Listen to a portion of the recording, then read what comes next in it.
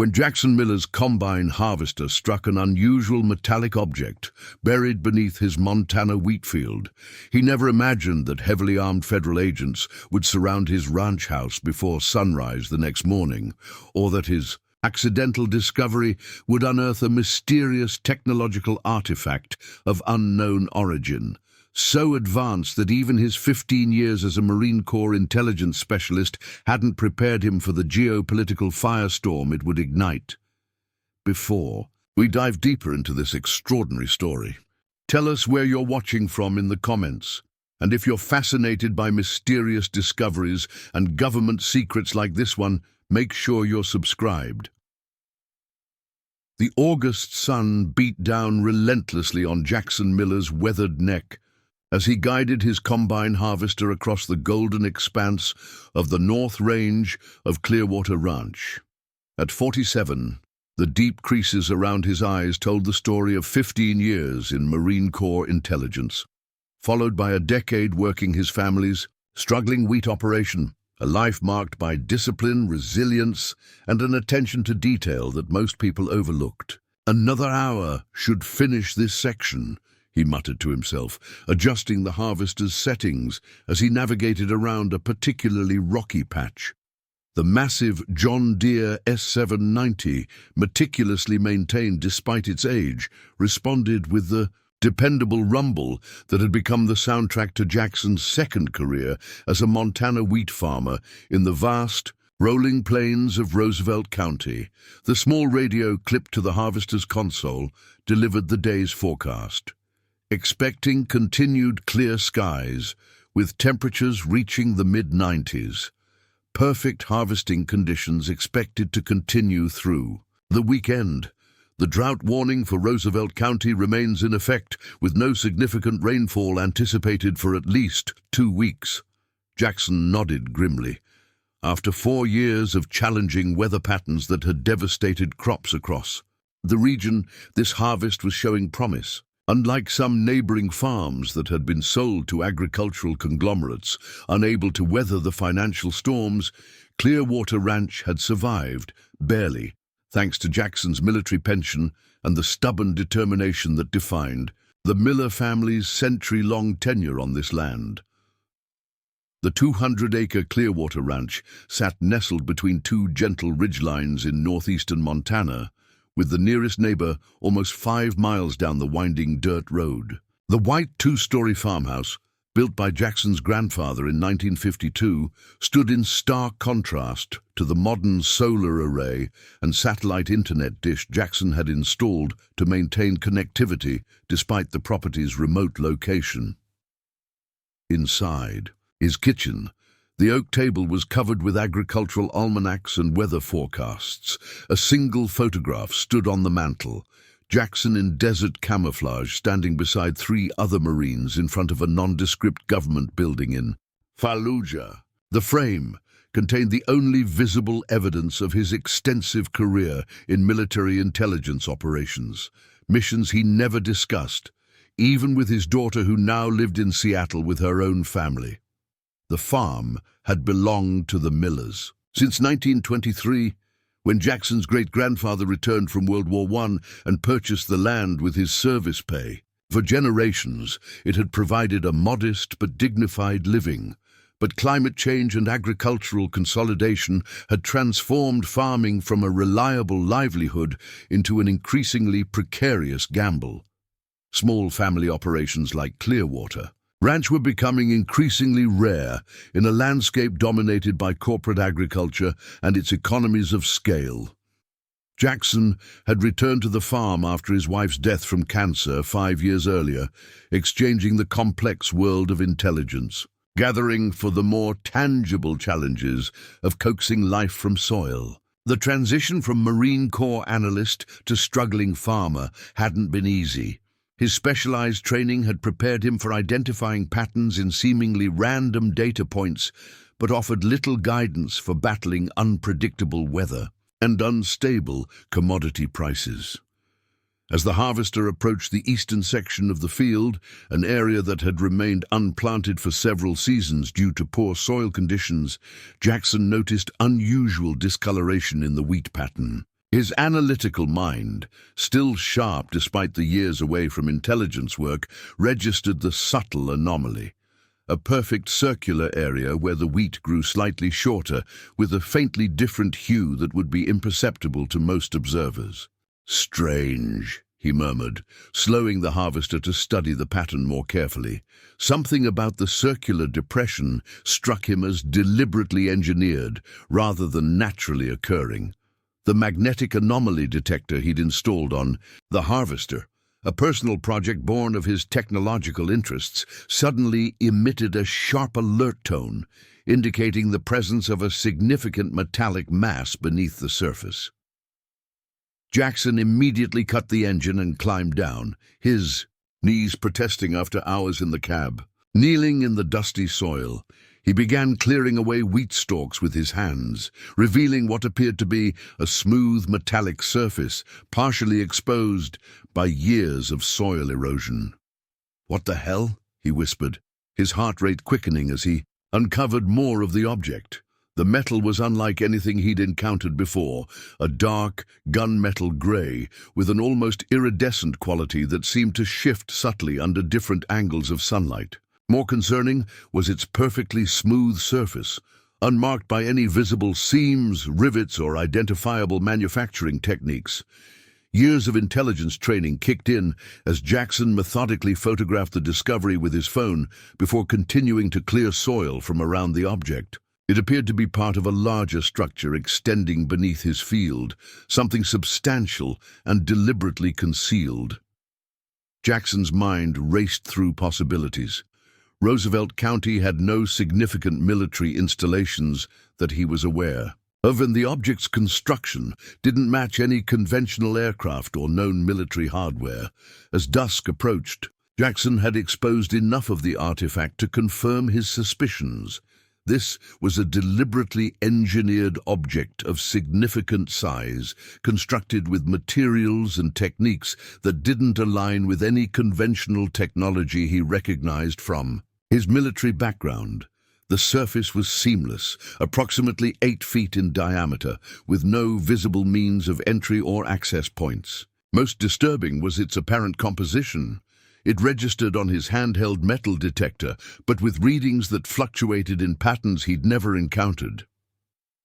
Jackson sat back on his heels, wiping sweat from his brow as he considered the implications. His military intelligence background urged caution. Unexpected discoveries of this nature often carried unforeseen complications. Yet his farmer practicality wondered if the object might somehow impact his field's soil quality or pose environmental hazards to his crops. The sun was setting as Jackson made his decision. This discovery required proper documentation before any further investigation. He took additional photographs from multiple angles, careful to include reference objects for scale, then reluctantly replaced some of the wheat stalks over the exposed portion. He marked the location with a surveyor's flag and recorded the GPS coordinates on his phone. As darkness fell across Clearwater Ranch, Jackson drove the harvester back to the equipment barn with uncharacteristic haste. The discovery had triggered instincts dormant since his intelligence days, a heightened awareness that something significant lay beneath the mundane surface of his quiet farming life. What Jackson couldn't know as he secured his equipment for the night was that his photographs had already begun an unstoppable chain of events. The automatic cloud backup feature on his phone had synchronized the images to servers where sophisticated pattern recognition algorithms had identified the unusual metallurgical properties visible in the photographs, triggering silent alerts. In government systems designed to monitor precisely such anomalous discoveries, Jackson awoke at 4:23 a.m. to the distinctive sound of vehicles approaching on his property's long gravel driveway. Living alone on an isolated farm had honed his senses to any unusual sounds, particularly before dawn. He moved to the window with the silent efficiency that had once characterized his military operations, careful to remain hidden behind the curtain as he surveyed his property. 4 black SUVs with federal government plates had formed a semicircle, In front of his farmhouse, their headlights extinguished. 8 figures in tactical gear were already establishing a perimeter around his home, moving with the coordinated precision that indicated professional training. 2 more individuals in dark suits stood beside the lead vehicle, consulting what appeared to be satellite imagery of his property. "Well, that didn't take long," Jackson muttered, surprised but not shocked by the rapid response. His intelligence background had taught him how certain discoveries triggered established protocols, regardless of their apparent insignificance. Rather than waiting for the inevitable knock, Jackson dressed quickly in jeans and a flannel shirt, then descended to his kitchen to put on coffee. If experience had taught him anything during his government career, it was that confrontations went smoother when you controlled the initial interaction. Appearing prepared rather than surprised often established a more favorable dynamic. As predicted, a firm knock came at precisely 4:30 a.m. Jackson opened the door before the second knock, coming face to face with a woman in her early 50s whose tailored dark suit couldn't quite conceal the holster at her hip. Despite the early hour, she appeared fully alert, her short silver hair and direct gaze projecting authority. "Mr. Miller?" she inquired, her tone professional but not hostile. "That would be me," Jackson replied evenly. "Coffee's fresh if you'd like some before you explain why there's a tactical team surrounding my house before sunrise." A flicker of surprise crossed her face before her professional mask returned. "Special Agent Victoria Lawson, Department of Defense Advanced Research Projects Division. This is my colleague, Dr. Elliot Ramirez." She gestured to a scholarly-looking man beside her, who nodded awkwardly. "Advanced Research Projects Division?"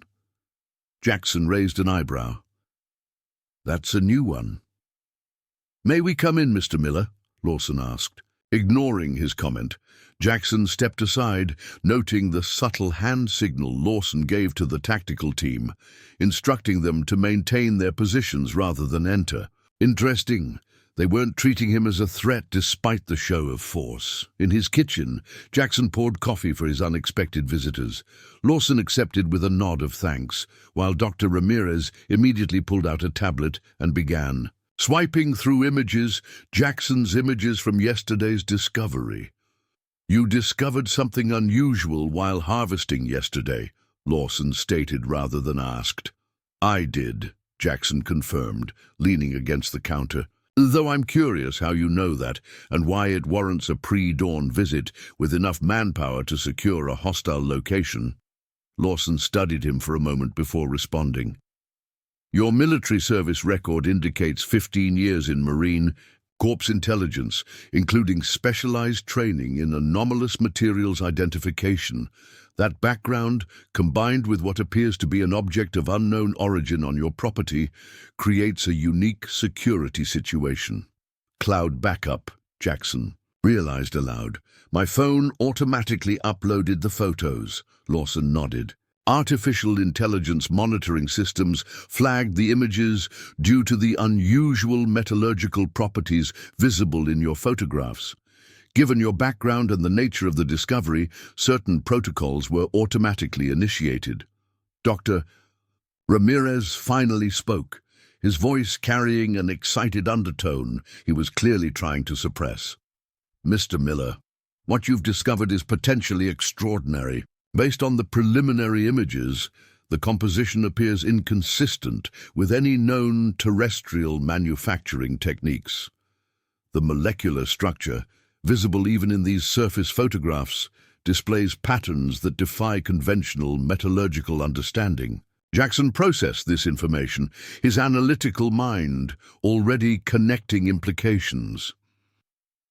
"You believe this is a non-standard alloy, rather than something constructed using classified techniques.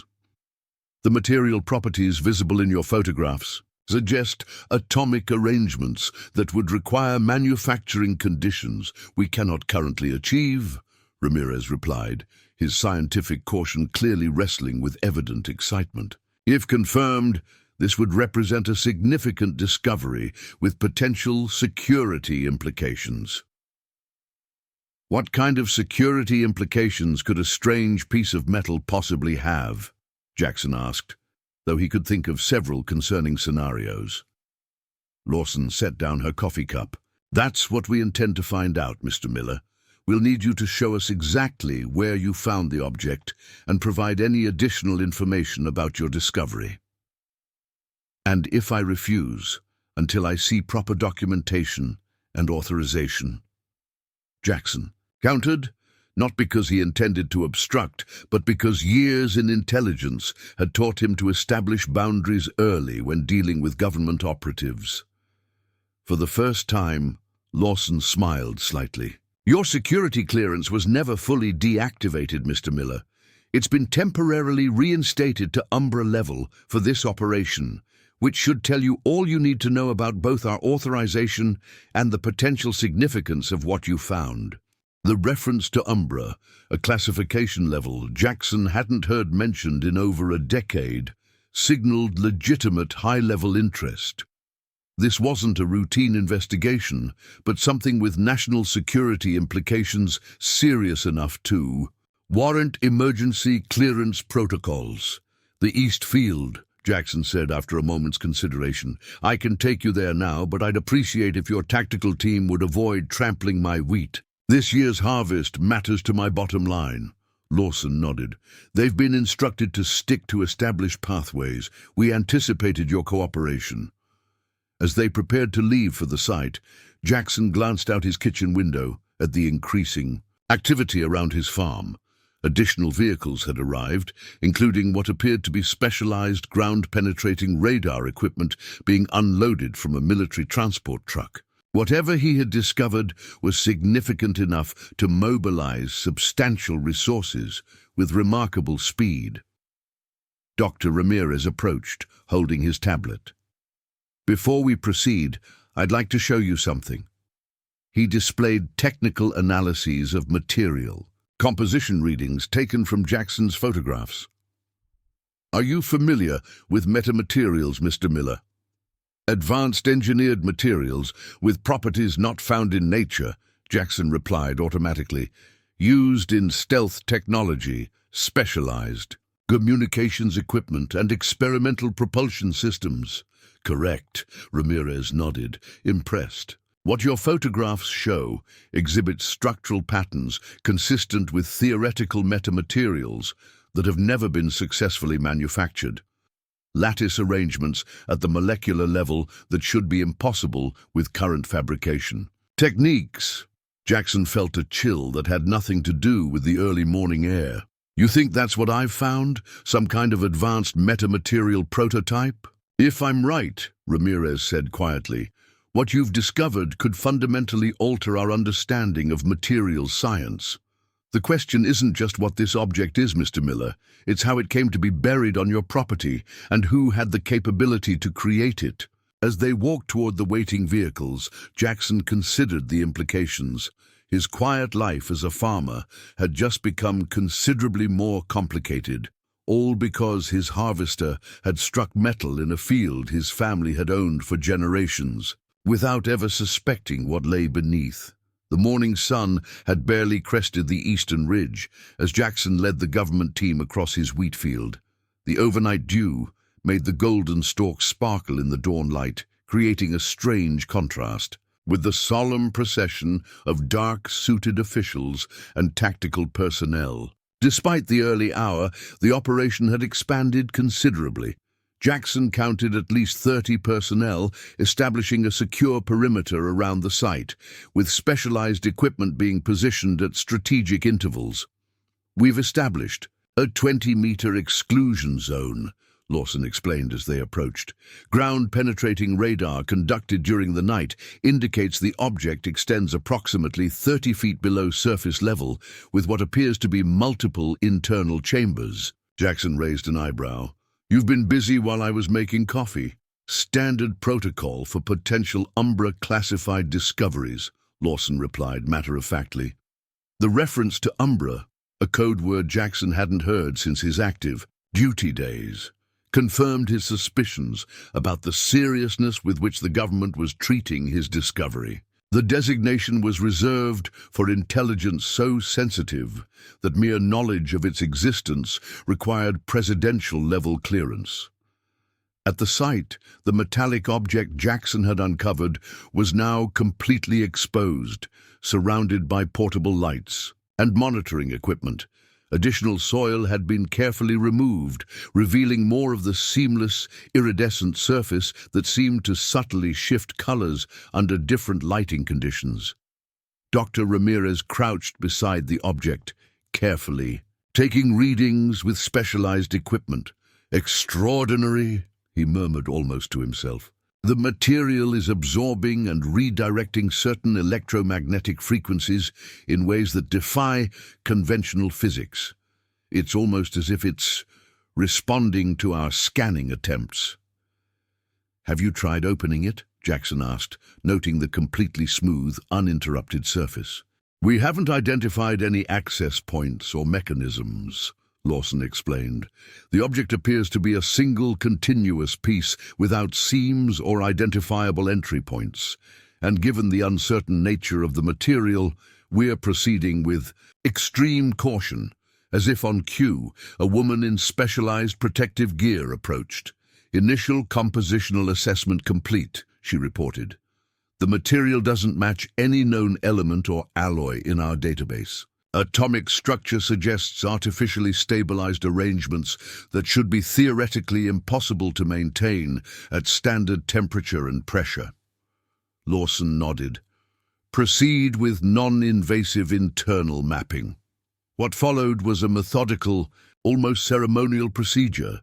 Specialists deployed increasingly sophisticated scanning technologies around the object, building a three-dimensional model of its internal structure without physically breaching its surface. Jackson watched with professional interest, recognizing the detailed protocols from his own training in handling sensitive foreign technology. "Mr. Miller," Dr. Ramirez said quietly, joining him at the perimeter, "I'm curious how long your family has owned this land." "Since 1923, Jackson replied. "My great-grandfather purchased it after returning from the First World War." Ramirez nodded thoughtfully. "And there were never any unusual incidents or unexplained events reported in this area? No stories passed down through generations, unusual weather phenomena, or missing time experiences?" "Missing time experiences," Jackson echoed with skepticism. "No, nothing like that. This is Montana. The most unusual thing we deal with is occasional cattle mutilations blamed on everything from predators to UFOs, depending on how much the witness had to drink." Before Ramirez could respond, a technician called out, "We have preliminary internal mapping." The gathered specialists fell silent as a holographic projection materialized above a portable display unit, showing a three-dimensional representation of the object's interior. The image revealed what appeared to be concentric spherical chambers connected by intricate flowing channels that followed no discernible engineering logic. "That's not possible," one of the technical specialists murmured. "The internal geometry violates basic principles of Euclidean space. These chambers appear to contain more volume than the external dimensions should allow." Jackson studied the projection with growing unease. His military training had exposed him to advanced technology, but nothing that so fundamentally challenged basic physics. "What exactly are we looking at, Dr. Ramirez?" The scientist's expression reflected both professional fascination and personal discomfort. "If these readings are accurate, we're looking at an object that appears to manipulate spatial dimensions in ways consistent with theoretical models of higher dimensional mathematics. In layman's terms, it's bigger on the inside than the outside." "Like the TARDIS?" one of the younger technicians quipped nervously. "That reference might be more apt than comfortable," Ramirez replied without humor. "The question becomes whether this represents an incredibly advanced human technology decades ahead of public knowledge, or," he left the alternative unspoken, "but the implication hung in the air. Jackson had encountered enough classified programs during his military career to know that the line between advanced classified human technology and truly unknown origin was both thin and professionally dangerous to cross. Lawson had moved to a secure communication station, speaking in hushed tones with what appeared to be higher authorities. Her expression had shifted from professional detachment to something approaching contained alarm.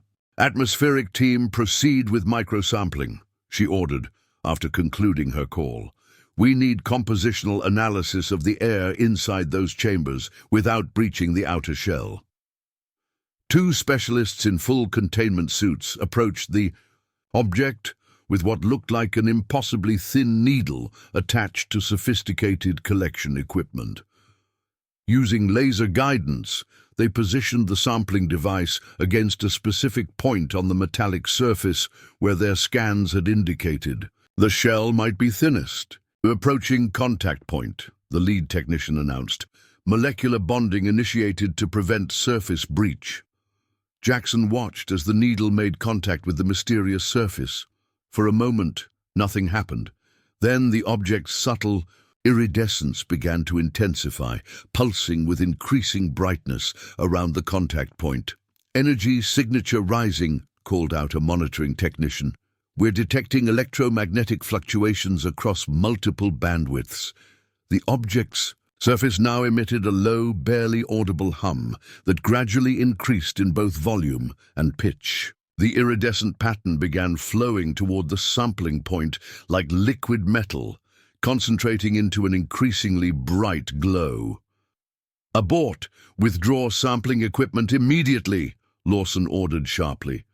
But before the technicians could react, a pulse of brilliant light erupted from the contact point, accompanied by a sound like a thunderclap.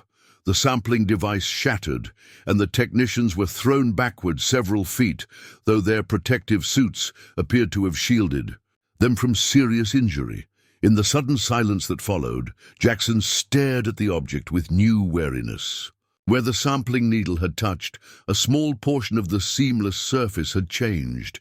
A circular area, approximately 6 inches in diameter, now displayed a different texture, with faint lines appearing in geometric patterns across its surface.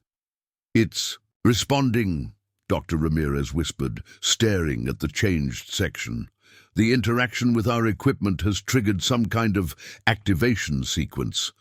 As if confirming his assessment, the geometric lines on the altered section began to glow, with increasing intensity, spreading outward in concentric patterns. The humming sound returned, modulating in complex rhythms that seemed almost like language.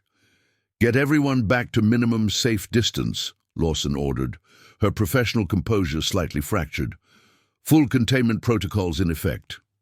The security perimeter expanded rapidly as personnel and equipment were repositioned further from the object. Jackson found himself standing beside Lawson at the new command post established 100 yards from the site. "You think it's dangerous," he observed, watching the continued transformation of the object's surface. "I think it's unknown," Lawson corrected, her gaze never leaving the distant object now surrounded by remote monitoring equipment. "And in my experience, unknown technologies that respond autonomously to external stimuli represent significant security variables." "You mean you're worried it might be a weapon?" Jackson translated bluntly. "I'm keeping all possibilities open," Lawson replied. "But consider this, Mr. Miller. If this is advanced technology of foreign origin, why bury it on an isolated farm in Montana? And if it's not foreign technology?" She let the implication hang. Jackson considered the alternatives, none of them comforting. Either some adversarial nation had deployed unknown technology on American soil for purposes unknown, or they were dealing with something that originated from a source beyond conventional understanding. Dr. Ramirez approached with urgent news. "The geometric patterns match nothing in our archaeological or cryptographic databases, but the mathematical progression they follow corresponds to prime number sequences. universal mathematical constants that would be recognized by any advanced intelligence. "You're suggesting it's a message?" Lawson asked. "Or an interface," Ramirez replied. "The patterns are consistent with theoretical models for visual language systems designed to establish initial communication protocols between disparate intelligences." As they discussed these unsettling possibilities, Jackson noticed something the others had missed: a subtle change in the wheat surrounding the excavation site. The golden stalks had begun to align themselves, bending in circular patterns centered around the object. It was as if an invisible force was gently rearranging the vegetation into deliberate formations. "Look at the field," he said quietly, interrupting the technical discussion. Both Lawson and Ramirez fell silent as they observed the wheat's unnatural movement. The swirling patterns extended outward from the object in perfect concentric circles, creating a mandala-like formation that stretched nearly 200 yards in every direction. "That's not wind," Lawson stated flatly, already reaching for her communication device. "Full evacuation protocol. I want everyone back another 500 yards and prepare for possible—" Before she could finish, a column of intense light erupted vertically from the object, shooting skyward with such brilliance that despite the morning sunlight, it left temporary blindness in its wake. The light was accompanied by a resonant tone that seemed to vibrate through the earth itself rather than traveling through air. As Jackson's vision cleared, he saw that the object had changed dramatically. The formerly smooth metallic surface had reconfigured into a complex arrangement of interlocking geometric forms that slowly rotated around a central axis. The surrounding wheat now lay completely flattened in an intricate pattern of perfect circles and straight lines, a massive, precise crop formation centered on the transformed object. "It's activated," Ramirez said unnecessarily, his academic detachment thoroughly broken by evident awe. "Whatever this technology is, our sampling attempt seems to have initiated its primary function." Lawson was already coordinating an expanded response, calling in additional resources and establishing broader security parameters. To Jackson, however, something about the object's transformation triggered a memory, not from his military service, but from his childhood on the farm. "My grandfather used to tell stories," he said suddenly, drawing curious looks from both Lawson and Ramirez, about lights in the eastern field when he was a boy in the 1940s. Everyone dismissed them as a child's imagination or meteorological phenomena. But he was so insistent that he made my father promise never to deep-plow that section of land. "And yet you were harvesting there yesterday," Lawson noted. Jackson nodded grimly. "Modern farming techniques, changing crop rotation needs. The old prohibitions get forgotten with each generation. I knew there was some family superstition about that field, but I never connected it to anything tangible until now." Ramirez was already documenting this new information on his tablet. "This changes the timeline significantly. If your grandfather observed phenomena in the 1940s, this object may have been present for at least 80 years, possibly much longer. Why would anyone leave advanced technology buried in a remote field for decades?" Jackson asked, the intelligence analyst in him automatically seeking strategic logic. "Perhaps it wasn't meant to be discovered yet," Ramirez suggested quietly. "Or perhaps it was waiting for specific conditions to be met before activation." "Like what?" Lawson pressed. Ramirez looked uncomfortable with his own speculation.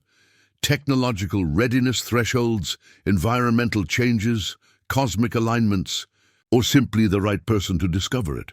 All three turned to look at the transformed object, now pulsing with rhythmic light patterns that seemed to be increasing in complexity with each passing minute. Whatever had been buried beneath Jackson's wheat field, it was now fully awake, and apparently executing some predetermined function whose purpose and origin remained completely unknown. "Director Blackwood needs to see this personally," Lawson said finally, breaking the tense silence. "This situation has just been elevated to indigo classification." The reference made Jackson's blood run cold. In his 15 years of intelligence work, he had encountered the term indigo exactly once, in relation to protocols for confirmed contact with non-human intelligence. At the time, he had assumed it was a theoretical exercise, a contingency plan, without practical application. Now, standing in his wheat field, watching an impossible object reconfigure itself while emitting perfectly modulated light patterns, he wasn't so sure. Whatever he had discovered with his harvester, it had set in motion events that extended far beyond the boundaries of Clearwater Ranch, and possibly beyond the conventional understanding of technology itself. By mid-morning, Jackson's farm had been transformed into what resembled a military base during active crisis. 3 concentric security perimeters had been established around the object, with specialized scientific equipment positioned at calculated intervals to monitor the increasingly complex energy patterns emanating from its core. Heavy transport helicopters had delivered additional personnel and equipment, including a mobile laboratory complex that now dominated what had been Jackson's south pasture. From his position at the command center, where he remained partly as a courtesy due to his property ownership, and partly because his Umbra clearance made excluding him more complicated than allowing his presence, Jackson watched the controlled chaos with professional interest.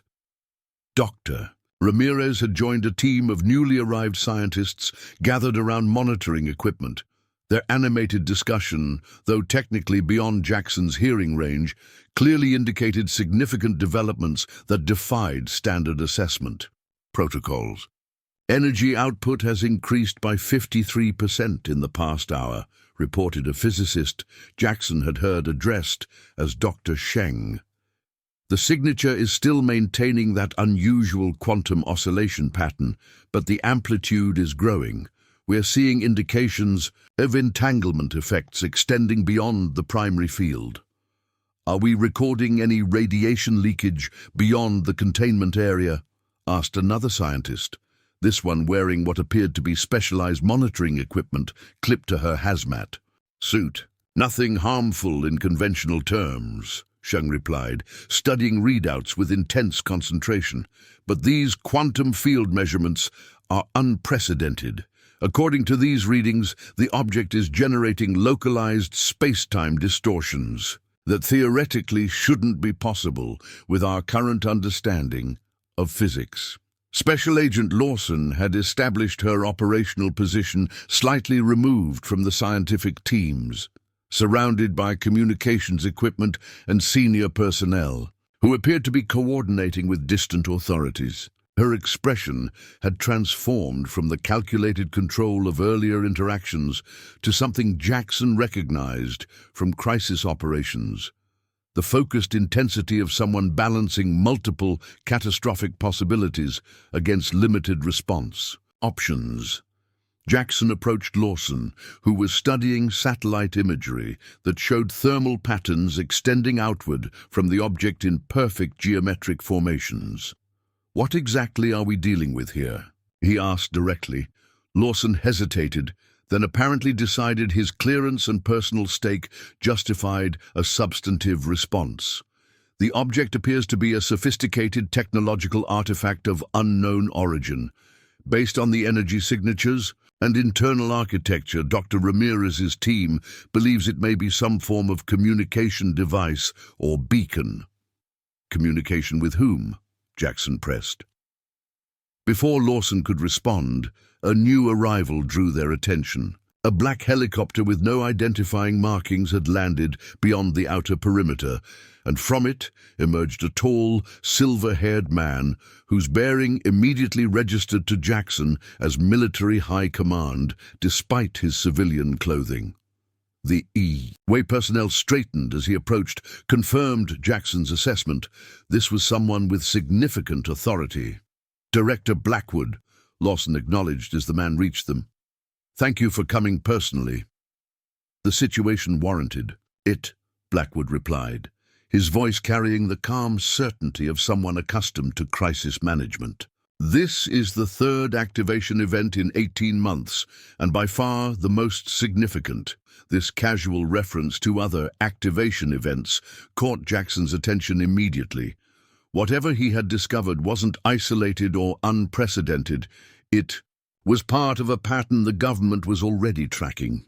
"Mr. Miller," Blackwood addressed him directly, "I understand this is your property. I'm Director James Blackwood, Special Sciences Division. Your cooperation so far is appreciated." The calculated vagueness in the title didn't escape Jackson's notice. "Special Sciences Division of what exactly, Director?" A ghost of a smile crossed Blackwood's face. "That's a fair question with a complicated answer. Officially, we don't exist within any single agency's organizational structure. We operate under joint authority to investigate phenomena that don't fit neatly into conventional scientific or intelligence categories." "You mean you chase UFOs?" Jackson translated bluntly. "That terminology carries unfortunate cultural baggage." Blackwood replied evenly, "We investigate unexplained technological artifacts, anomalous energy signatures, and certain categories of non-conventional intelligence data. Sometimes that involves unidentified aerial phenomena. Sometimes, as in this case, it involves objects discovered in Montana wheat fields." Before Jackson could press further, Dr. Ramirez approached with urgent news. "Director, we've completed the spectral analysis of the light patterns. They follow a mathematical progression consistent with the Fibonacci sequence, transitioning into what appears to be a more complex symbolic language. The team believes it's an intentional communication attempt." Blackwood nodded, as if this confirmed something he'd already suspected. "Show me." Jackson followed as they moved to a specialized monitoring station where multiple screens displayed analyses of the pulsing light patterns emanating from the object. What had initially appeared to be random flashes now revealed itself, through computer enhancement, as an intricate sequence of symbols. "We've identified 3 distinct groups," Ramirez explained, pointing to different sections of the analysis. "The first appears to establish basic mathematical principles, universal constants like pi, the fine structure constant, and atomic weight ratios of common elements. The second group seems to be a form of directional or spatial reference system. The third," he hesitated, "the third we believe may be actual linguistic content, but it employs symbolic structures unlike any human communication system." "It's talking to us," Jackson stated flatly. "More accurately, it's establishing a communication protocol," Ramirez corrected.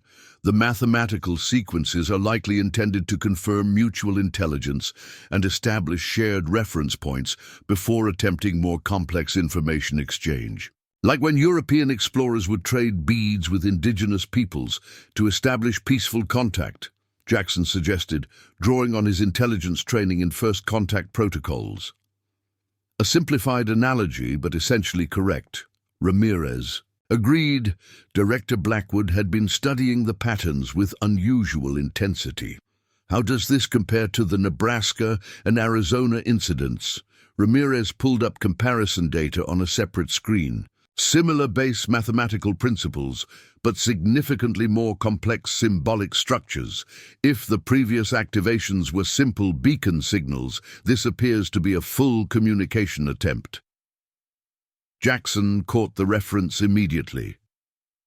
"There have been other objects like this one. 3 confirmed retrievals in the past 18 months, Blackwood acknowledged after a moment's consideration. "All exhibiting similar material properties, though none have displayed this level of active response. We've maintained operational security through various cover stories, meteorological research stations, hazardous material containment from fictional transportation accidents."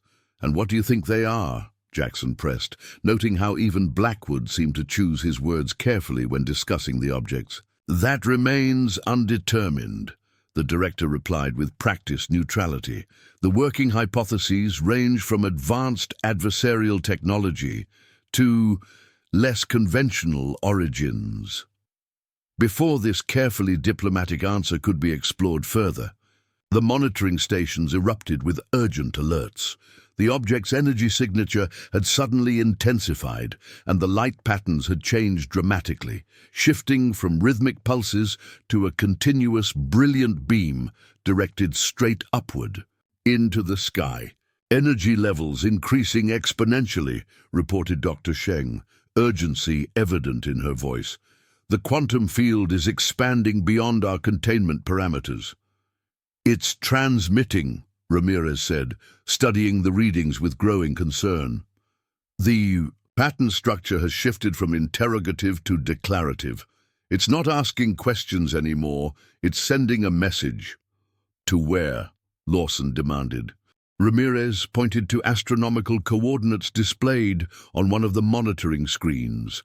Based on the directional indicators in the second pattern group, it appears to be targeted toward a specific point in the Taurus constellation, approximately 92 light-years from Earth. The implications silenced even Blackwood momentarily.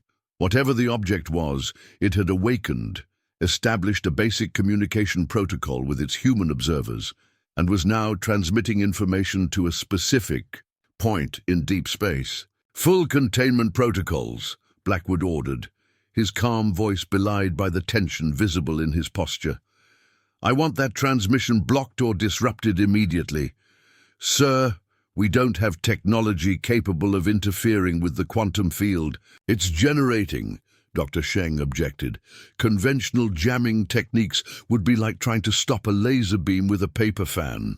As the scientists debated impossible technical solutions, Jackson's attention was drawn to something no one else had noticed: a subtle vibration in the ground beneath their feet, steadily increasing in intensity.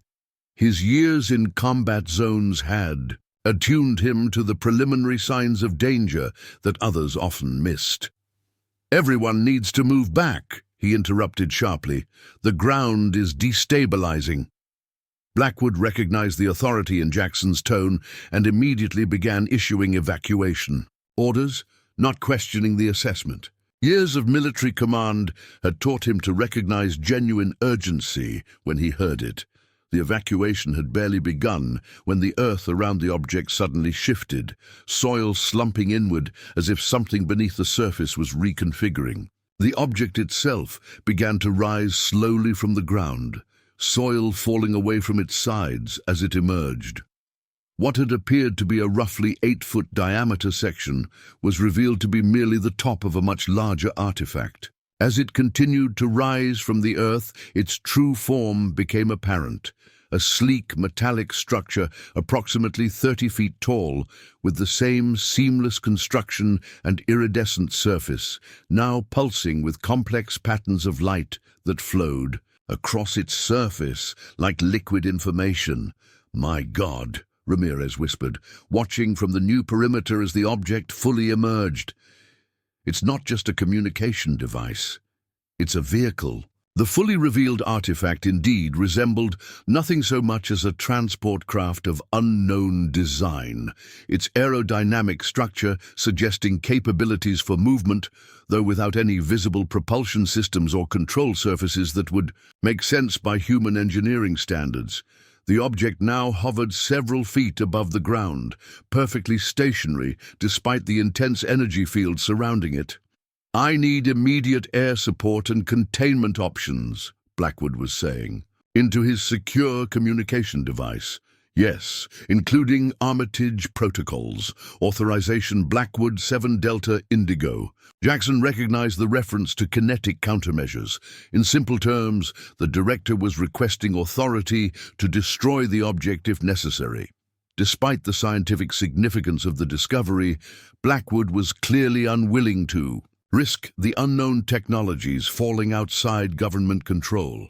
As if sensing this shift in human intent, the object's behavior changed. The upward-pointing energy beams suddenly cut off, and the pulsing patterns on its surface intensified. A new vibration filled the air, not threatening, but somehow unmistakably focused on the human observers. "It's scanning us," Ramirez realized. Aloud, checking readings on his equipment, directed energy patterns consistent with advanced sensor technology. The scanning beam abruptly stopped, and for several tense moments the object remained motionless, hovering silently above the crater. Its emergence had created in Jackson's wheat field. Then, without warning, a section of its seamless surface began to reconfigure, components flowing like liquid metal to create what unmistakably resembled an opening, a doorway. "Full tactical alert," Lawson ordered, drawing her sidearm as the security teams established defensive positions around the command center. "All non-essential personnel evacuate immediately." Jackson found himself maintaining position beside Blackwood and Ramirez, his military training automatically assessing tactical options despite the overwhelming technological disparity between the security forces and whatever had just invited them inside. "Sir, we have aircraft approaching," a communications officer reported to Blackwood. "ETA 12 minutes. "They'll be too late," Blackwood replied, his gaze fixed on the opening that now gaped in the side of the hovering craft. "Whatever's going to happen will happen in the next 60 seconds. As if confirming his assessment, a soft blue light began to emanate from the opening, casting long shadows across the Montana field. The wheat in a direct line between the object and the command center began to bend, creating a perfect pathway, leading directly to where Jackson, Blackwood, and the others stood. "It's inviting us in," Ramirez whispered, his scientific detachment thoroughly compromised by evident wonder. "Or targeting us," Lawson countered grimly, her weapon still drawn, though she surely realized its futility against such technology. Jackson studied the pathway and the beckoning doorway, with the analytical detachment his intelligence training had instilled. Something about this scenario triggered a memory, not from his military service, but from his childhood on the farm. "My grandfather's journal," he said suddenly, drawing curious looks from Blackwood and Ramirez. "He kept detailed records of farm operations going back decades. There was an entry from 1947 about a visitation in the East Field.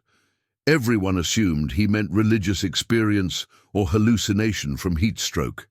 He wrote that they promised to return when mankind was ready." Blackwood's expression changed, subtle but unmistakable, to someone with Jackson's training in reading micro-expressions. This wasn't new information to the director. "You knew," Jackson realized aloud. "Your people have already connected my family to this object.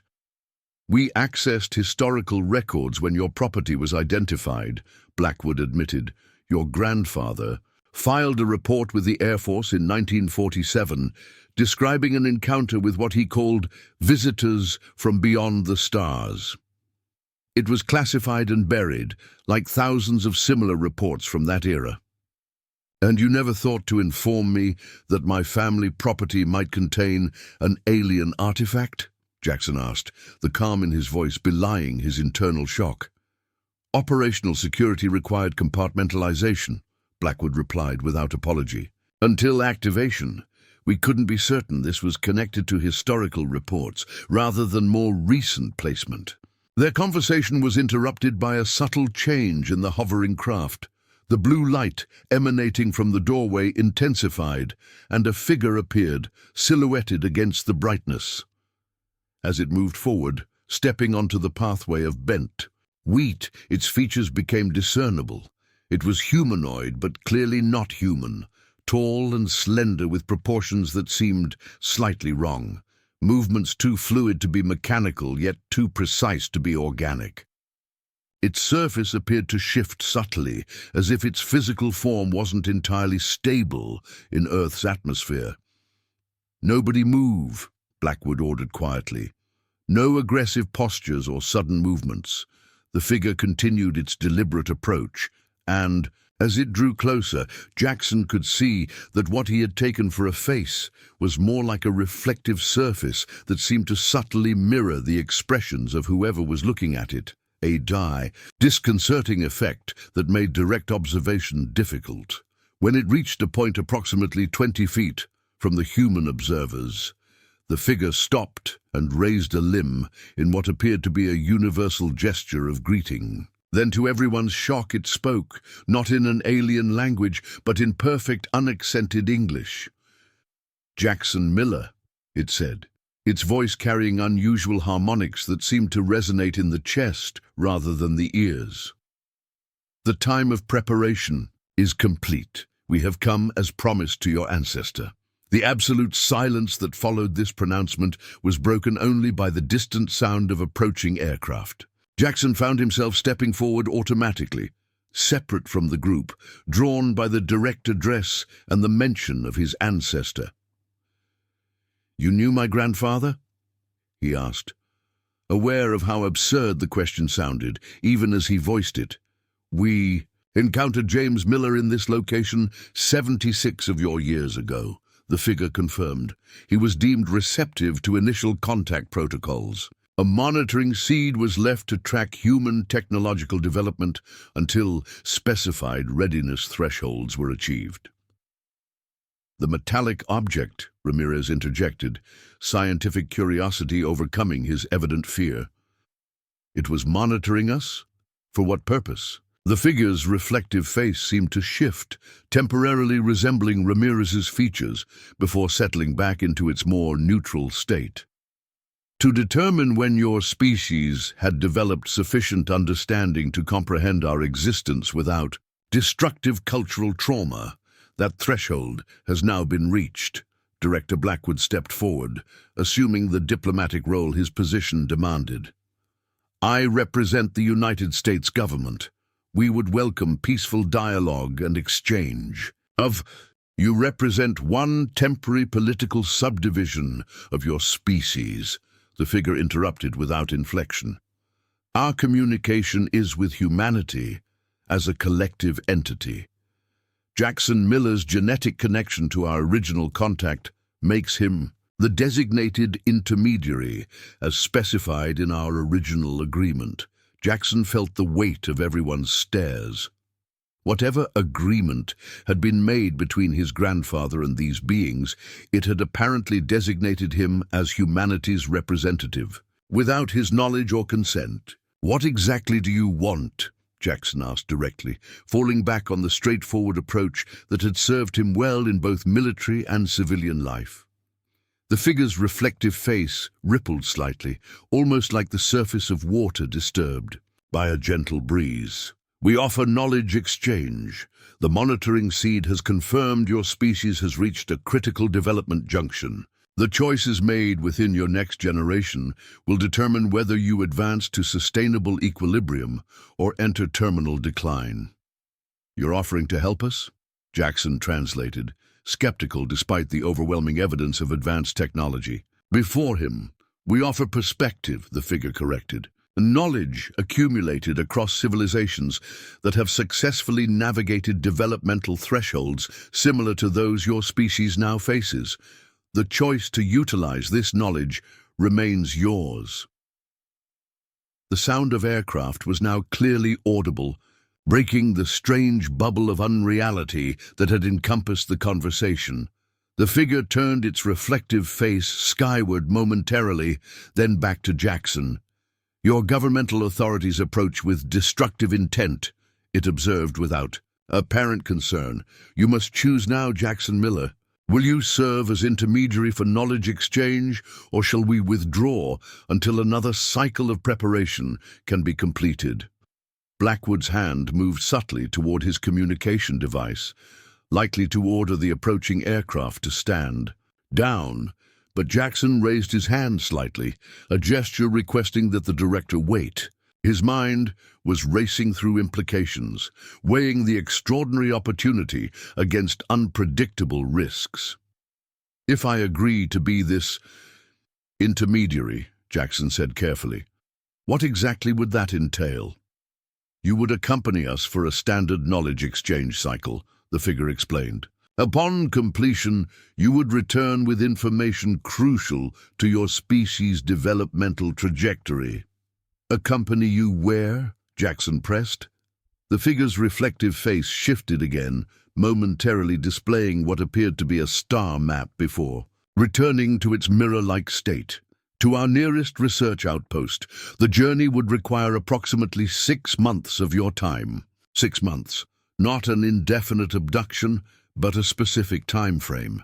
Yet still an enormous leap of faith, based on the word of a being whose very existence upended everything Jackson thought he understood about humanity's place in the universe.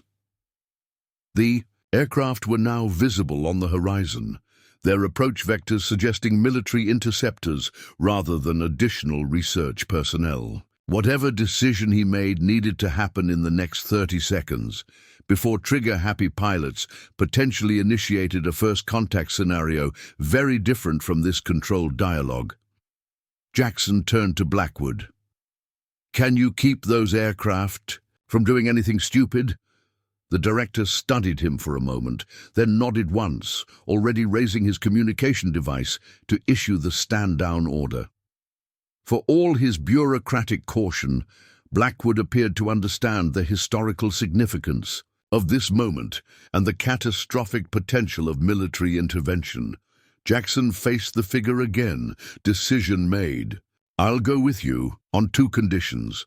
First, I return exactly as you described, 6 months unharmed with information to help humanity. Second, my farm remains my property, protected until I return." The figure's reflective face rippled in what might have been the equivalent of a smile.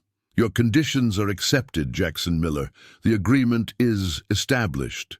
As if this verbal confirmation had activated some protocol, the pathway of bent wheat began to glow with the same blue luminescence that emanated from the craft's entrance. The figure turned and began walking back toward the hovering vessel, clearly expecting Jackson to follow. "Miller, wait," Lawson called, her professional composure cracking. "You can't seriously be considering this. We have no verification of its claims, no guarantee of your safety." Jackson looked back at the assembled government personnel, the scientists with their useless instruments, the security teams with their ineffective weapons, the officials with their obsolete protocols. Then he looked toward the waiting craft, its impossible technology, offering answers to questions humanity had been asking since it first looked toward the stars. "Sometimes faith requires stepping into the unknown," he said simply, words his grandfather had often repeated during Jackson's childhood. With that, he turned and walked forward, following the figure along the glowing pathway toward a journey that would take him far beyond the borders of Clearwater Ranch, and possibly beyond the conventional understanding of reality itself. As Jackson approached the hovering craft, he felt a strange sensation, not fear exactly, but a heightened awareness, unlike anything he'd experienced even in combat. Each step along the glowing pathway felt deliberate, historic. The wheat stalks beneath his boots had bent to form a perfect corridor, their golden heads now emitting a faint luminescence where they contacted the energy field. Behind him, he could hear Blackwood issuing rapid commands to contain the situation and redirect the approaching aircraft. The director's voice grew fainter with each step Jackson took toward the waiting vessel. Ahead, the figure had already reached the entrance and now stood silhouetted against the intense blue light emanating from within. "Your species exhibits unusual individual decision-making capacity," the figure observed as Jackson reached the threshold. "Most evolutionary paths prioritize collective consensus over singular action in first contact scenarios. Humans are complicated," Jackson replied simply, pausing at the entrance. Up close, the craft's surface was even more extraordinary, seeming to shift between solid and liquid states, with complex patterns flowing beneath a transparent outer layer. "Is this going to hurt?" The figure's reflective face rippled in what might have been amusement. "Physical discomfort is counterproductive to knowledge exchange protocols. Your biological functions will be maintained within optimal parameters." Not exactly a comforting bedside manner, Jackson thought, but straightforward enough. With a deep breath, he stepped through the opening and into the craft. The interior defied his expectations entirely. Rather than the sterile, mechanical environment of human spacecraft, the chamber felt almost organic. Walls flowing in gentle curves, with no sharp angles or visible seams. The blue light emanated not from any specific source, but seemed to permeate the space itself. Most disorienting was the apparent size. The chamber extended far beyond what the external dimensions of the craft should have allowed, confirming Ramirez's earlier observations about non-Euclidean spatial properties. "Your perceptual adaptation is proceeding efficiently," the figure noted, observing Jackson's reaction. Many biological intelligences experience significant cognitive distress when first encountering dimensional variance. "I've been in some tight spots before," Jackson replied, his military training automatically cataloging details despite the overwhelming strangeness. "How many of you are there? Are you alone on this ship? This interface unit serves as singular communication focal point," the figure explained, gesturing to itself. "The collective maintains distributed presence throughout this vessel and beyond. Concepts of individual and group, as you understand them, are not directly applicable." Before Jackson could process this cryptic response, the opening through which they had entered seamlessly closed, the material flowing together like water. A subtle vibration passed through the floor, and Jackson felt a momentary sensation of movement, though without the acceleration force he would have expected. "We have initiated transition," the figure stated. "Observational interfaces are available if you wish to witness departure." "Yes," Jackson replied immediately. "I'd like to see." A section of the wall beside him shifted, becoming transparent, like a window offering a view of his farm now sprawling below them. The craft had already risen to several thousand feet, moving with impossible acceleration that Jackson somehow hadn't felt. He watched as his wheat fields, the government vehicles, and the assembled personnel shrank to miniature scale in seconds. The perspective continued to expand rapidly, the Montana plains giving way to a view of the northern United States, then the entire North American continent, and finally, impossibly, the whole Earth suspended in darkness, a blue-white sphere growing smaller with each passing moment. "Jesus," Jackson whispered, the reality of his situation finally hitting home. No human in history had ever seen Earth recede this quickly, had ever traveled beyond lunar orbit. Even the Apollo astronauts had taken days to reach the moon. This craft had left Earth's atmosphere in what felt like minutes. "Your emotional response indicators suggest psychological stress," the figure observed. "Would you prefer the observational interface be deactivated?" Jackson shook his head firmly. "No, I want to see everything." The figure's reflective face rippled in what might have been approval. "An adaptive response. Knowledge acquisition requires willingness to transcend perceptual comfort boundaries." As Earth continued to shrink in the viewing portal, Jackson turned his attention back to the chamber and his unusual host. "You haven't told me what to call you or your people." "Taxonomic. Identifiers vary in relevance across communication contexts," the figure replied. "For efficiency, you may designate this interface as guide. Our collective designation would translate approximately to those who observe." "Observers," Jackson simplified. "And what exactly have you been observing?" "Developmental patterns." "Across biological intelligence manifestations," Guide explained. "Your solar system contains one of 23 evolutionary test sectors in this galactic region." The implications stunned Jackson into momentary silence. Earth was part of some kind of cosmic research project, a laboratory for studying emerging intelligence. The idea should have been offensive, reducing humanity's struggle and achievements to data points in an alien study. Yet he found himself more curious than outraged. "Test sectors?" he finally asked. You're saying our evolution was guided? Engineered. Observed, Guide corrected. Minimal intervention protocols have been in effect for 2.7 million of your years.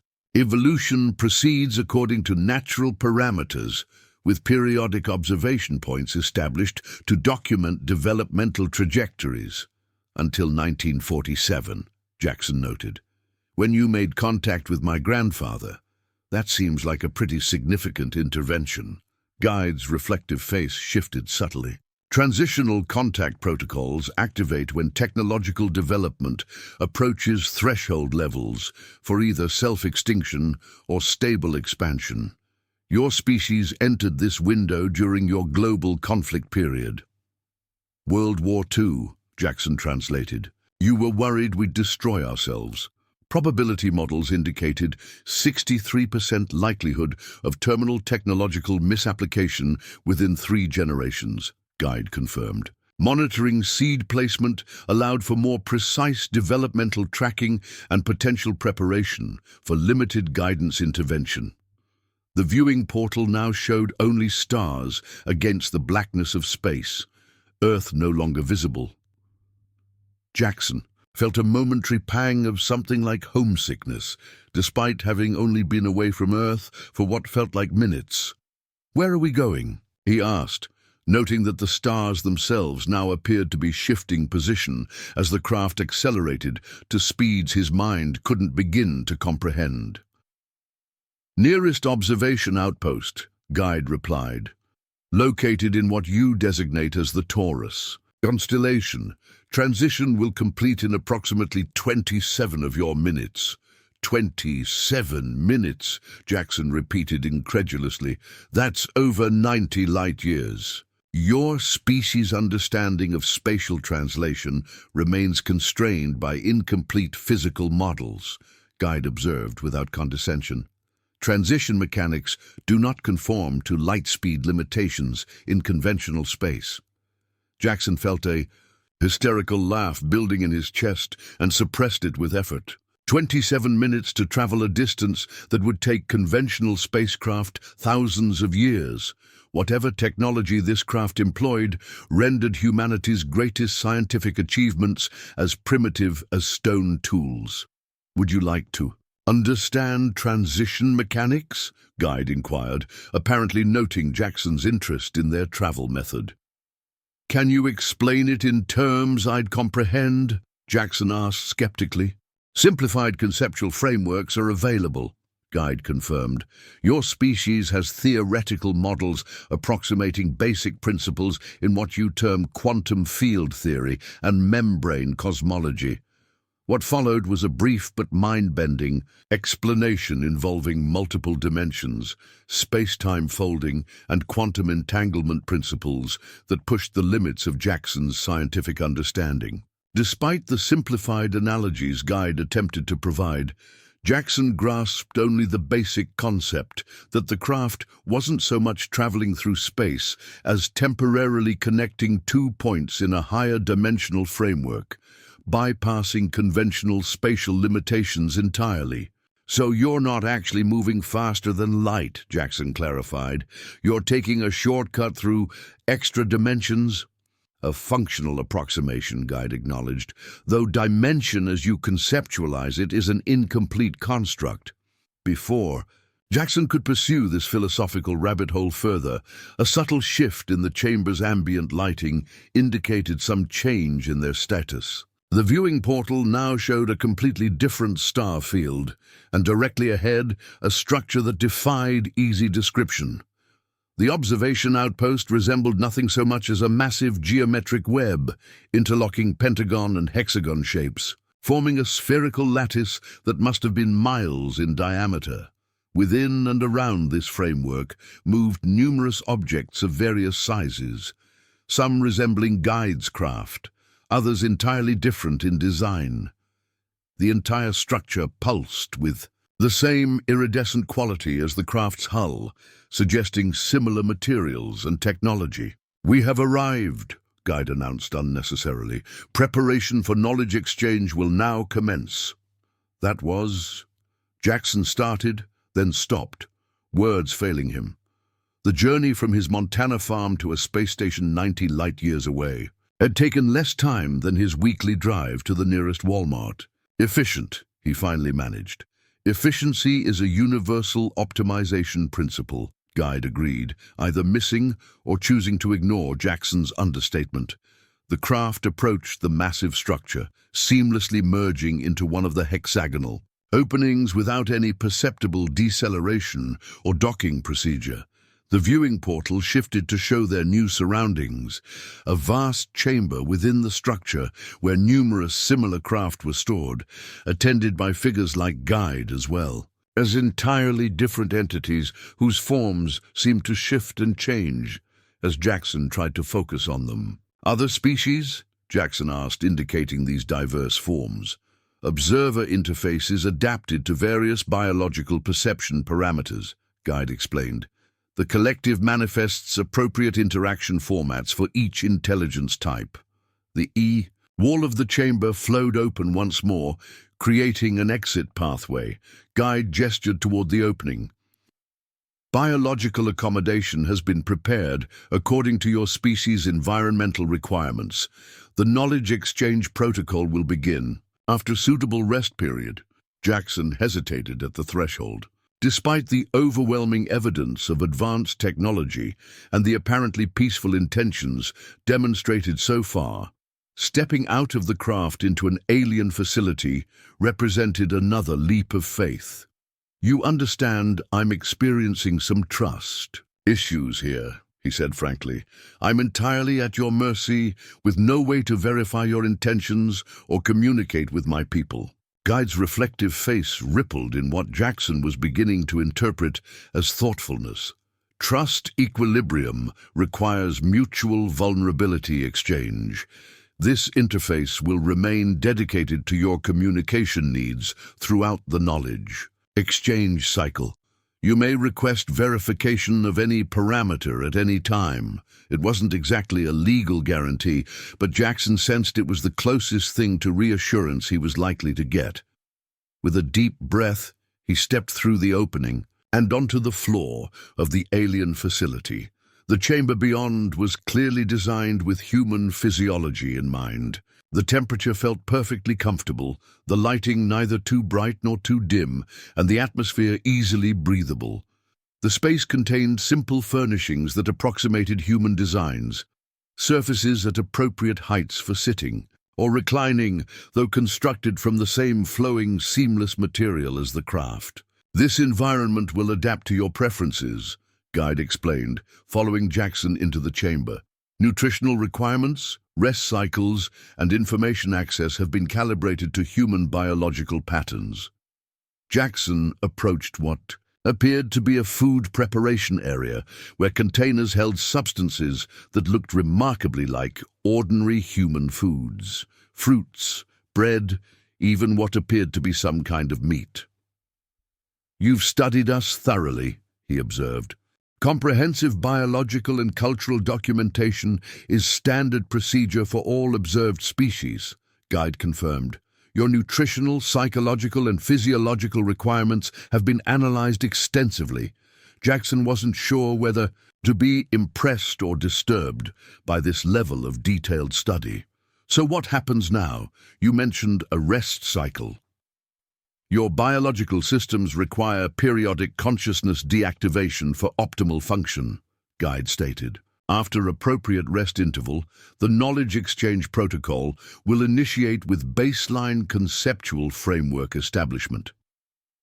In other words, Jackson thought, get some sleep first, then they'd start the real discussions. Despite the extraordinary circumstances, he realized he was indeed exhausted. The adrenaline of the day's events beginning to fade, leaving behind bone-deep weariness. Where do I sleep? He asked, looking around the chamber. Guide indicated a recessed area containing what appeared to be a bed-like surface. Consciousness deactivation chamber. Privacy barriers can be activated according to your preference. Jackson approached the sleeping area cautiously. The surface looked comfortable enough, though constructed of the same seamless material as everything else. Will you be watching me while I sleep? Biological monitoring continues at all times, Guide replied matter-of-factly. Direct observational protocols can be suspended if this causes psychological discomfort. Yes, please turn off the cameras, Jackson said firmly, gratified to discover that apparently some concepts like privacy were translatable across species. Wake me after 8 hours. Parameters accepted, Guide acknowledged. This interface will deactivate until scheduled reactivation. With that, Guide simply dissolved, its form seeming to melt into the floor of the chamber, leaving Jackson alone in the alien room, 90 light-years from Earth. The abrupt departure was disconcerting, but also a relief. The constant presence of the not-quite-human figure had been mentally taxing. Alone for the first time since the incredible events had begun unfolding, Jackson sank onto the edge of the sleeping platform and tried to process his situation. Less than 24 hours ago, he had been harvesting wheat on his Montana farm, concerned about crop yields and equipment maintenance. Now he was on an alien space station in another star system, appointed as humanity's unwitting ambassador to an advanced civilization that had apparently been studying Earth for millions of years. The sleeping surface beneath him subtly adjusted its firmness as he shifted position, adapting to his body with unnerving precision. Even this simple furniture demonstrated technology centuries beyond human capability. Responsive materials that could change properties instantaneously based on physical feedback. Despite his exhaustion, Jackson's mind remained hyperactive, cataloging details and processing implications. The observers had technology that rendered humanity's greatest achievements primitive by comparison. They could have easily conquered Earth or destroyed human civilization if that had been their intention. Instead, they had simply watched for millions of years, occasionally intervening, as with his grandfather in 1947, but otherwise allowing human development to proceed naturally. But now, something had changed. They had decided humanity had reached some critical developmental threshold requiring more direct intervention. What had triggered this assessment? Nuclear weapons had existed since the 1940s. Climate change had been accelerating for decades. Artificial intelligence was advancing rapidly. Which potential catastrophe or combination of threats had prompted the observers to finally make direct contact? And why him?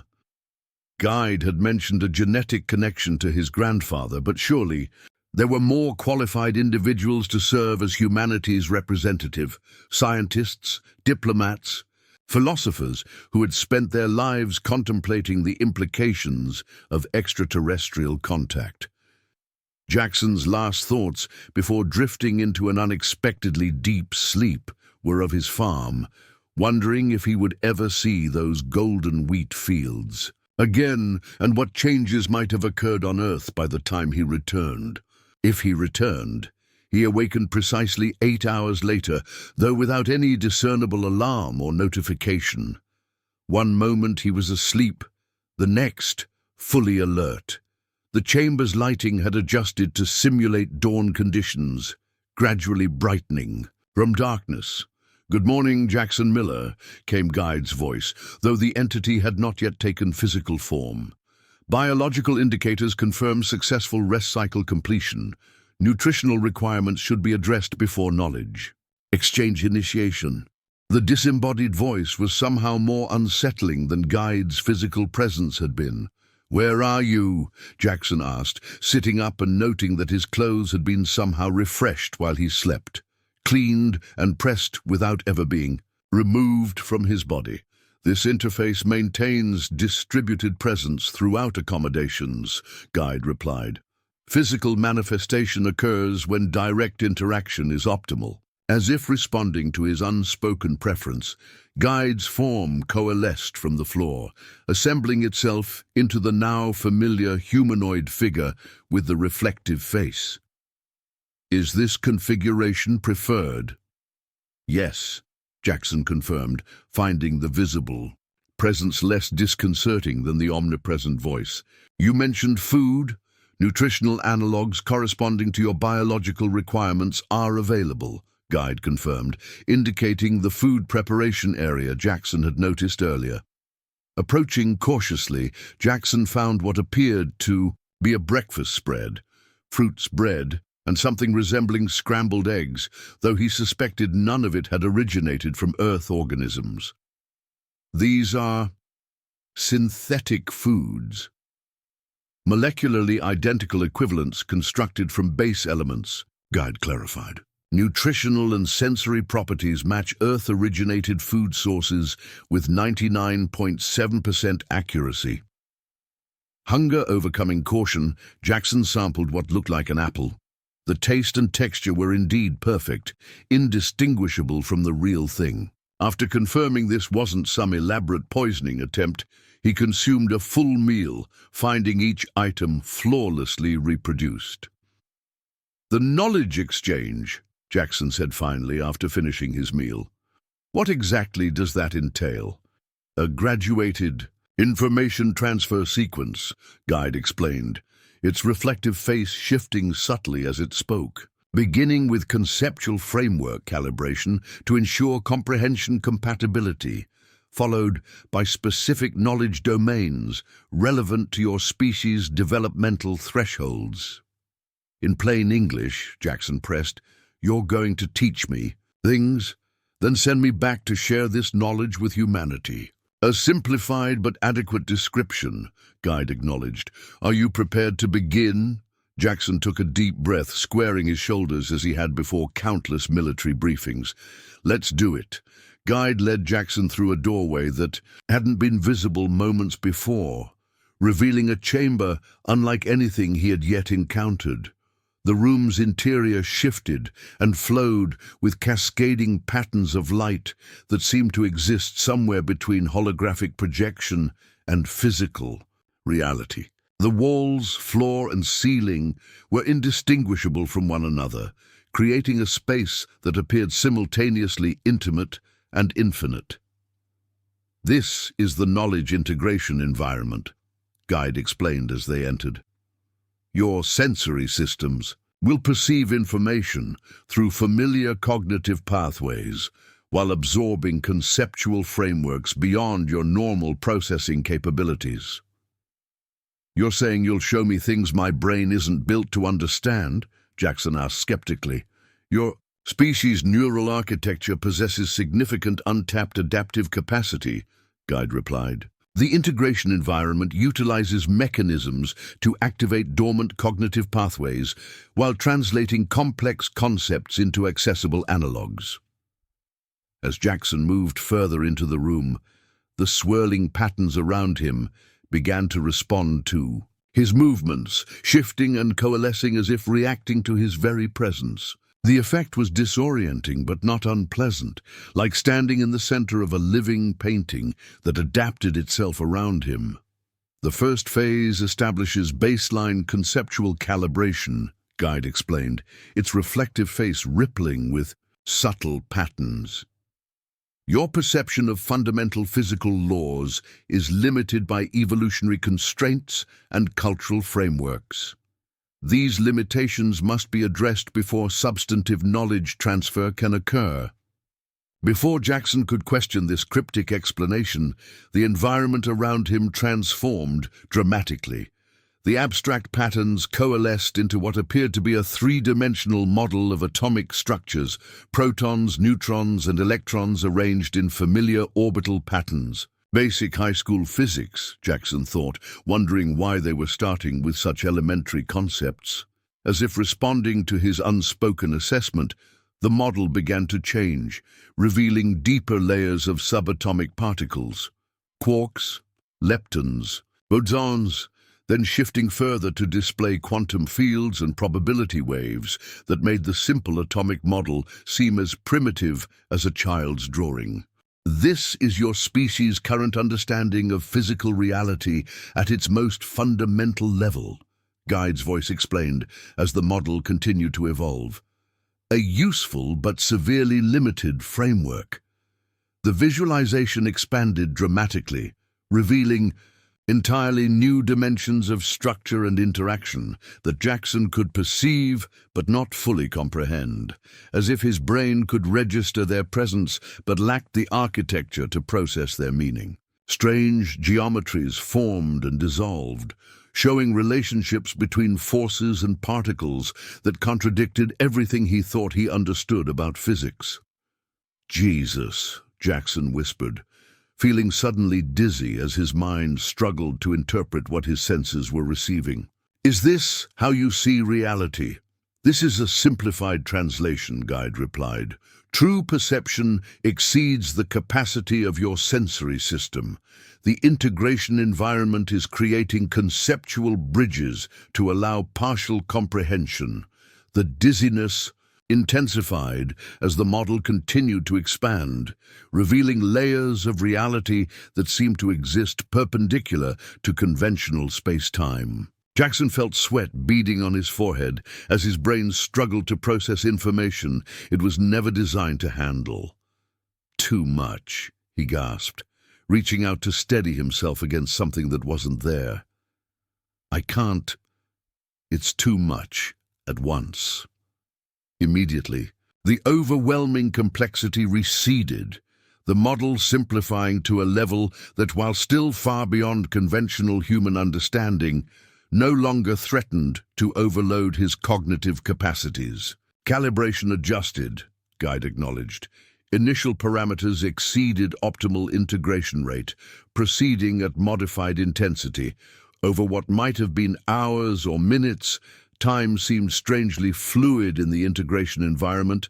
Jackson was guided through a comprehensive revision of fundamental physics that systematically demolished and reconstructed his understanding of reality. The universe, he learned, was far stranger and more complex than human science had imagined, operating according to principles that made concepts like quantum mechanics seem like primitive approximations. Matter, energy, space, and time, the basic building blocks of reality, as Jackson understood them, were revealed to be emergent properties of deeper, more fundamental systems. The universe wasn't made of things at all, but of relationships and information patterns that human language lacked the vocabulary to describe.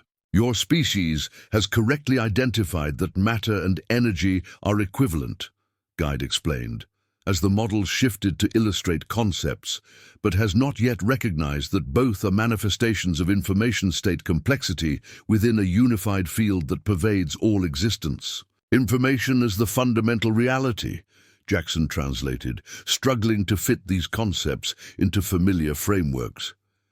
"Like, the universe is one big data structure?" A crude but directionally useful analogy, Guide acknowledged. "Your species, mathematical frameworks are approaching this understanding, though cultural and perceptual limitations have restricted full integration of the implications." The cosmic perspective expanded further, revealing that the universe itself was merely one manifestation of a much larger, more complex system. A multiverse wasn't quite the right term, but it was the closest concept in human understanding. The visualization showed something like a cosmic foam of bubble universes, each with slightly different physical laws and developmental trajectories. Earth is located in a universe with particularly favorable conditions for biological intelligence. Emergence, Guide explained, as the model focused on a specific bubble that Jackson somehow understood represented his home cosmos. Your arrival at this critical developmental threshold was predicted with 94% accuracy millennia ago, based on initial conditions and evolutionary parameters. This revelation struck Jackson with unexpected force. Humanity's entire existence, from the first single-celled organisms to civilization's greatest achievements, had been essentially predictable to these beings, our struggles and triumphs as predetermined as chemical reactions. "Are you saying we have no free will?" he asked, the military pragmatist in him suddenly giving way to more philosophical concerns. that everything we've done was inevitable. Guide's reflective face shifted in what Jackson was beginning to recognize as its equivalent of thoughtful consideration. Your concept of free will contains fundamental category errors. Individual decision nodes retain stochastic elements, but aggregate developmental patterns follow predictable probability curves. Freedom exists within constraints, as in all natural systems. Before Jackson could fully process the profound implications of this perspective, the integration environment shifted again, transitioning from fundamental physics to what appeared to be evolutionary biology on a cosmic scale. The visualization displayed the emergence of life across multiple worlds, showing startlingly similar developmental patterns despite vastly different environmental conditions. Biological intelligence follows convergent evolutionary pathways, Guide explained, as the model showed dozens of worlds where life had emerged and evolved. Certain structural and cognitive adaptations are heavily favored by selection pressures, regardless of specific biochemical foundations. The display highlighted various intelligent species from across the galaxy, some vaguely humanoid, others wildly different in form, but all sharing certain key cognitive adaptations: pattern recognition, causal reasoning, symbolic communication, social cooperation, Guide enumerated as the examples shifted. These emerge consistently across biological intelligence manifestations, creating predictable developmental trajectories. The implications were staggering.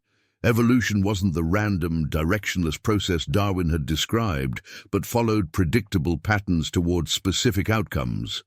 Intelligence wasn't an accident, but an inevitability under the right conditions. How many intelligent species are there? Jackson asked, watching the galaxy-wide display of evolutionary development.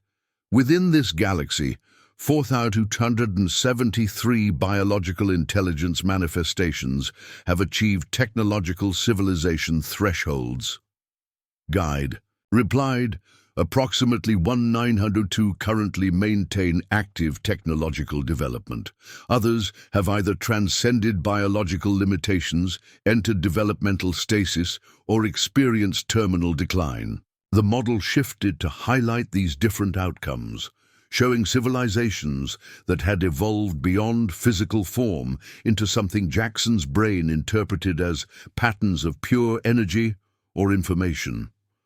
Others appeared to have deliberately halted their technological development at sustainable levels, while some had simply disappeared, their worlds left barren or destroyed. This is the critical junction your species now faces, Guide explained, as the visualization focused specifically on Earth's developmental timeline. The transition from planetary to post-planetary civilization involves predictable crisis points that many species fail to navigate successfully. The display showed Earth's near future as probability clouds rather than fixed outcomes. But Jackson could clearly see that the majority of potential trajectories led to catastrophic results: ecological collapse, nuclear conflict, technological self-destruction, or civilizational stagnation and regression. Jesus, Jackson whispered, watching humanity's possible futures unfold before him. We're really on the edge. All technological species face equivalent threshold challenges, Guide noted, its tone neither optimistic nor pessimistic. Approximately 63% fail to achieve sustainable transition. Those that succeed follow identifiable adaptation patterns that can be cultivated with appropriate knowledge transfer. The integration environment shifted once more, now displaying technologies and social systems far beyond current human capabilities, sustainable energy production that tap directly into the quantum vacuum, material fabrication techniques that assembled structures at the atomic level, governance systems that balanced individual autonomy with collective welfare in ways human political philosophies had barely imagined. These are the adaptation patterns we offer, Guide explained, as the display cycled through dozens of transformative technologies and social innovations.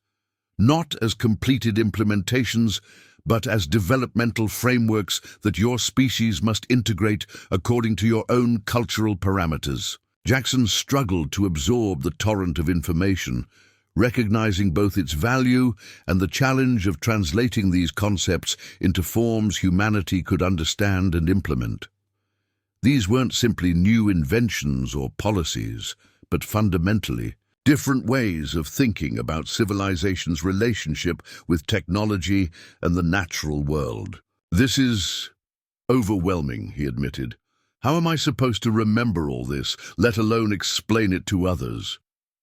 "Comprehensive neural encoding is underway," Guide replied matter-of-factly. "The integration environment is establishing stable memory patterns that will permit information retrieval under appropriate conditions after your return. You will not consciously retain all technical specifications, but will maintain access to core conceptual frameworks and specific implementation pathways." The idea that this alien technology was literally rewiring his brain's memory systems should have been terrifying, but Jackson found himself strangely accepting. He had already crossed so many thresholds of the impossible that neural reconfiguration seemed almost mundane by comparison. As the knowledge integration continued, Jackson lost all sense of time. What might have been hours or days passed as his mind was systematically exposed to technologies, social systems, philosophical frameworks, and scientific understanding that represented thousands of years of advancement beyond humanity's current state. It wasn't simply information, but a comprehensive reconceptualization of civilization itself, how humans might live in harmony with both technology and natural systems, rather than in destructive opposition. Throughout the process, the integration environment constantly adapted to his cognitive limits, slowing or simplifying when his understanding faltered, accelerating when he grasped concepts more quickly than anticipated. Guide remained present throughout, answering questions and providing context, though increasingly Jackson found himself intuitively comprehending ideas that should have been far beyond human understanding. Finally, after what felt like both an eternity and an instant, the torrent of information began to slow. The swirling visualizations gradually simplified and receded, leaving Jackson standing in a space that once again resembled the simple chamber they had entered initially. "Initial knowledge integration phase complete," Guide announced. "Neural encoding stability at 94.3% reliability. Cognitive adaptation exceeding baseline projections by 17%. Jackson stood motionless, trying to process what had just happened. His mind felt simultaneously exhausted and exhilarated, as if he had run a marathon while high on some powerful stimulant. Knowledge that should have been impossible for a human brain to contain now resided somewhere in his consciousness, accessible yet not fully present in his active awareness. Like knowing a book exists on your shelf without reading every page. At once, "I feel different," he said finally, the words seeming inadequate to describe the transformation. "Like I'm still me, but more." Neural pathway reconfiguration has enhanced your information processing capacity within biological constraints, Guide confirmed. Temporary cognitive enhancement will gradually normalize after return to your native environment, but knowledge accessibility will remain. Jackson tried to focus on specific details from the overwhelming flood of information he had absorbed, finding that while he couldn't simultaneously recall everything, specific concepts would surface clearly when he directed his attention toward them. It was as if he now had access to an internal search engine linked to a vast database. "The technologies I saw," he began, focusing on practical applications. "Some seemed impossible, violating laws of physics as we understand them. Your Species' understanding of physical laws remains constrained by limited observational capacity, Guide replied. The knowledge you have received includes transitional technologies achievable within your current scientific paradigm that will permit progressive advancement toward more comprehensive physical models.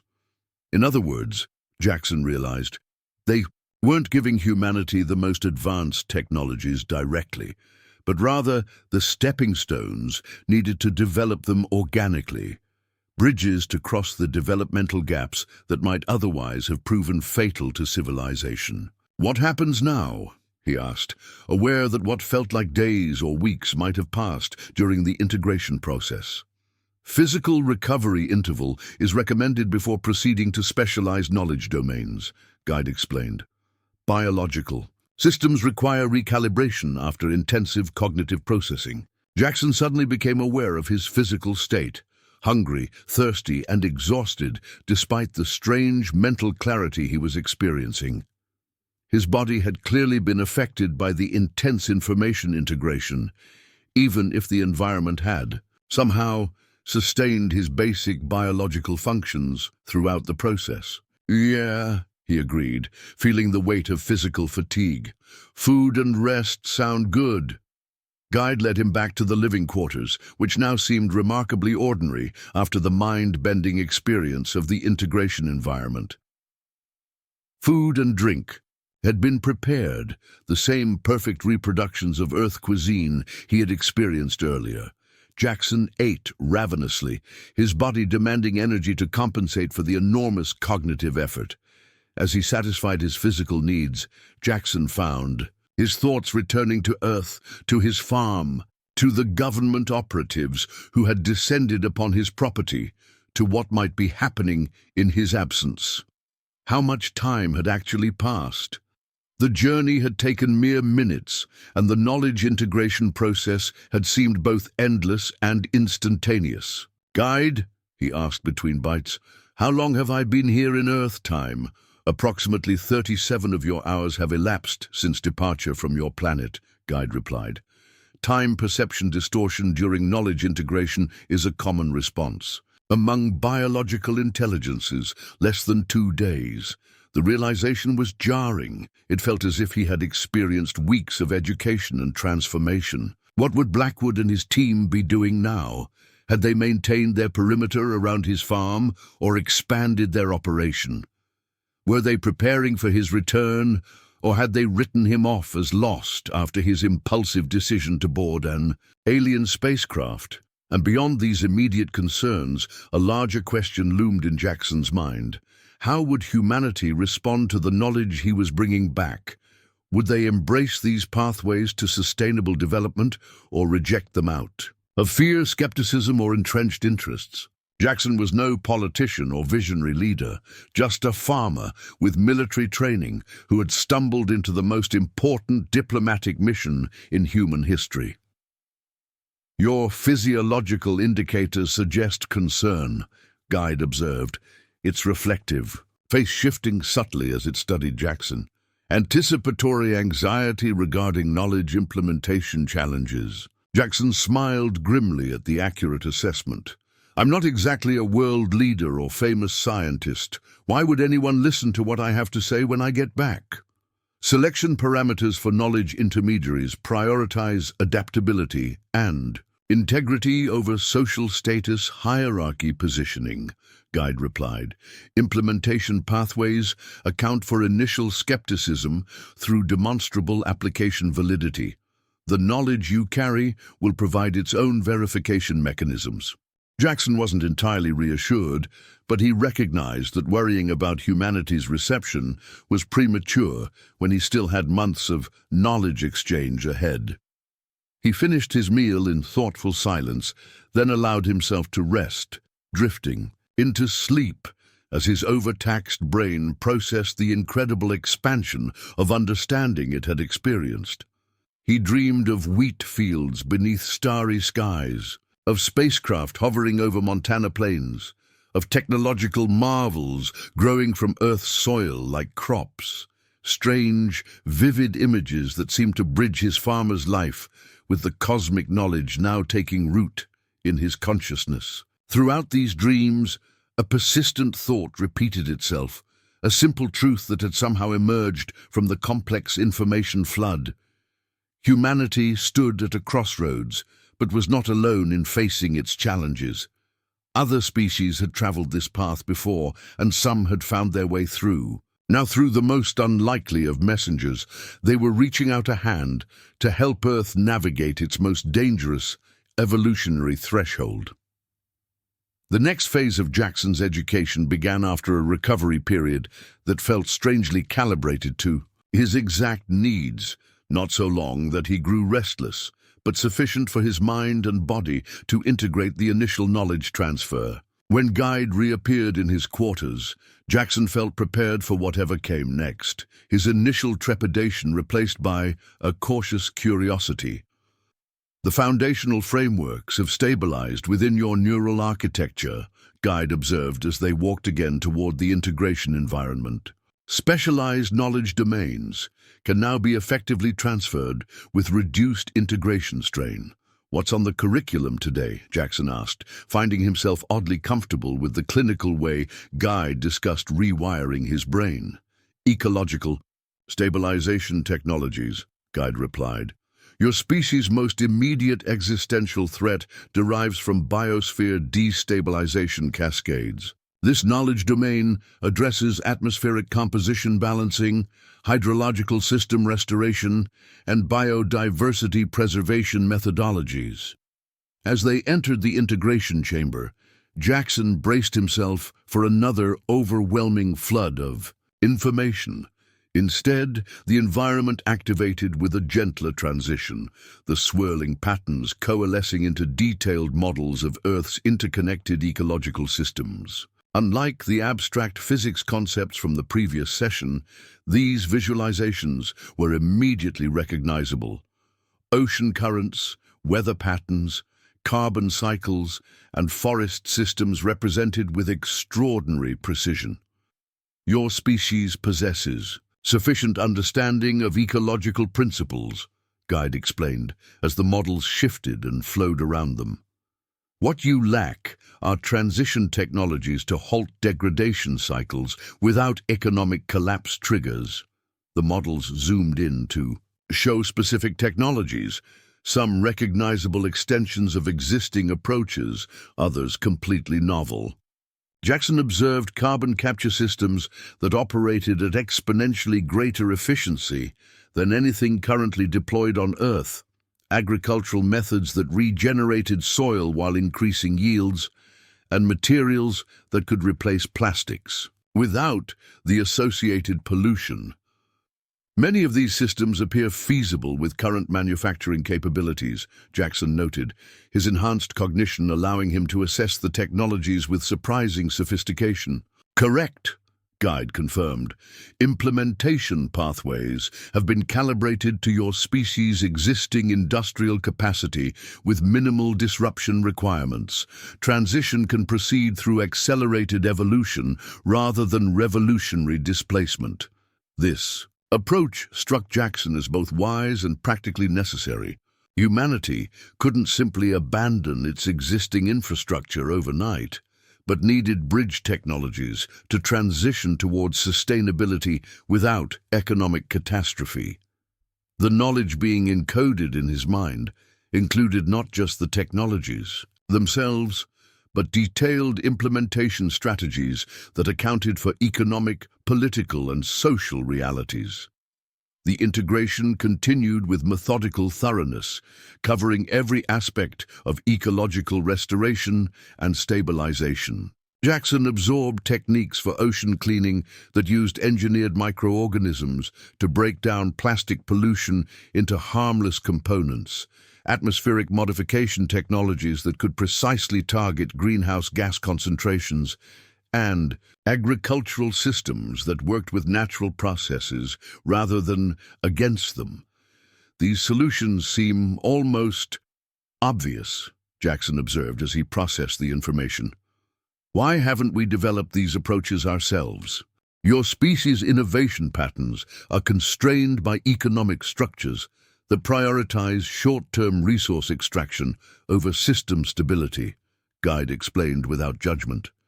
These blind spots are common among developing technological civilizations. The knowledge you are receiving includes not only technical specifications, but reorganizational frameworks to align economic incentives with biosphere preservation. Jackson recognized the diplomatic care in Guide's response. The observers weren't directly criticizing capitalism or human political systems, but were providing pathways to evolve these systems toward greater sustainability without triggering the defensive reactions that more direct challenges might provoke. The integration session continued with a shift toward energy systems, showing technologies that could harvest virtually limitless clean energy from sources ranging from quantum fluctuations to ordinary sunlight, with efficiency levels far beyond current solar technology. These energy solutions formed the backbone of the ecological restoration technologies, providing the power needed to implement large-scale carbon capture, ocean cleaning, and environmental regeneration without fossil fuel dependence. Sufficient energy abundance removes many transitional barriers, Guide noted, as the models displayed global energy infrastructure transformations. When energy constraints are eliminated, resource allocation conflicts become unnecessary. Jackson recognized the profound implications of this statement. Many of humanity's most intractable conflicts stemmed from competition for limited resources: energy, water, arable land. Technologies that created genuine abundance could transform not just ecology, but geopolitics, potentially eliminating the root causes of warfare and economic exploitation. After what might have been hours or days, the ecological knowledge domain integration completed, leaving Jackson with a comprehensive understanding of how humanity could stabilize and restore Earth's natural systems within a single generation. The solutions weren't magical or instantaneous, but they were achievable with existing capabilities if properly directed and coordinated. The recognition patterns in your neural architecture suggest successful integration, Guide observed as the visualizations receded. Retrieval testing indicates 97.3% accuracy in technical specification recall. Jackson nodded, able to summon detailed information about any of the technologies he had been shown with remarkable clarity. What's next? More environmental stuff? The knowledge sequence now transitions to social adaptation frameworks, Guide replied. Technological solutions without corresponding social evolution create implementation failures in 89% of observed cases. The integration environment shifted once more, now displaying complex models of human social structures, governance systems, economic models, educational approaches, and communication networks. Unlike the ecological technologies, these social frameworks were more abstract and nuanced, dealing with human behavior rather than physical systems. Your species faces coordination challenges that technology alone cannot resolve, Guide explained, as Jackson absorbed models of decision-making structures that distributed authority while maintaining efficiency. Developmental thresholds require adaptation in both technical and social dimensions. Jackson found these social frameworks simultaneously familiar and revolutionary. They weren't utopian fantasies that ignored human nature, but practical structures that accounted for self-interest, tribal identity, and cognitive biases, while creating systems that brought out the best rather than the worst in human tendencies. These governance models, he observed, focusing on one particular approach. They're neither fully centralized nor completely decentralized. They're adaptive. Correct, Guide confirmed. Dynamic governance calibrates decision authority distribution according to problem parameters rather than fixed ideological preferences. Efficiency and representation are optimized situationally rather than structurally. It was a sophisticated approach that transcended the tired debates between top-down command and bottom-up emergence that dominated human political discourse. Jackson could see how such systems could maintain stability while fostering innovation, balancing the genuine benefits of markets with the necessary constraints of collective welfare.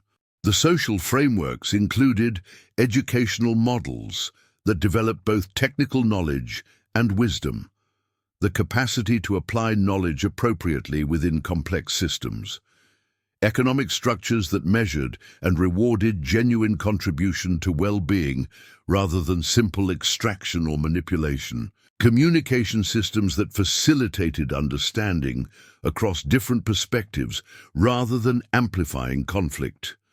None of these approaches required superhuman virtue or unrealistic cooperation. They were designed for humans as they actually existed, sometimes selfish, sometimes altruistic, sometimes rational, sometimes emotional, but created environments that brought out their better tendencies while containing the damage from their worse impulses. These systems still allow for individual freedom, Jackson noted with some surprise. They're not about controlling people. Excessive constraint generates resistance that undermines system stability, Guide explained. Optimal social frameworks maximize choice autonomy within parameters that prevent cascading system damage. Freedom and responsibility are balanced rather than opposed.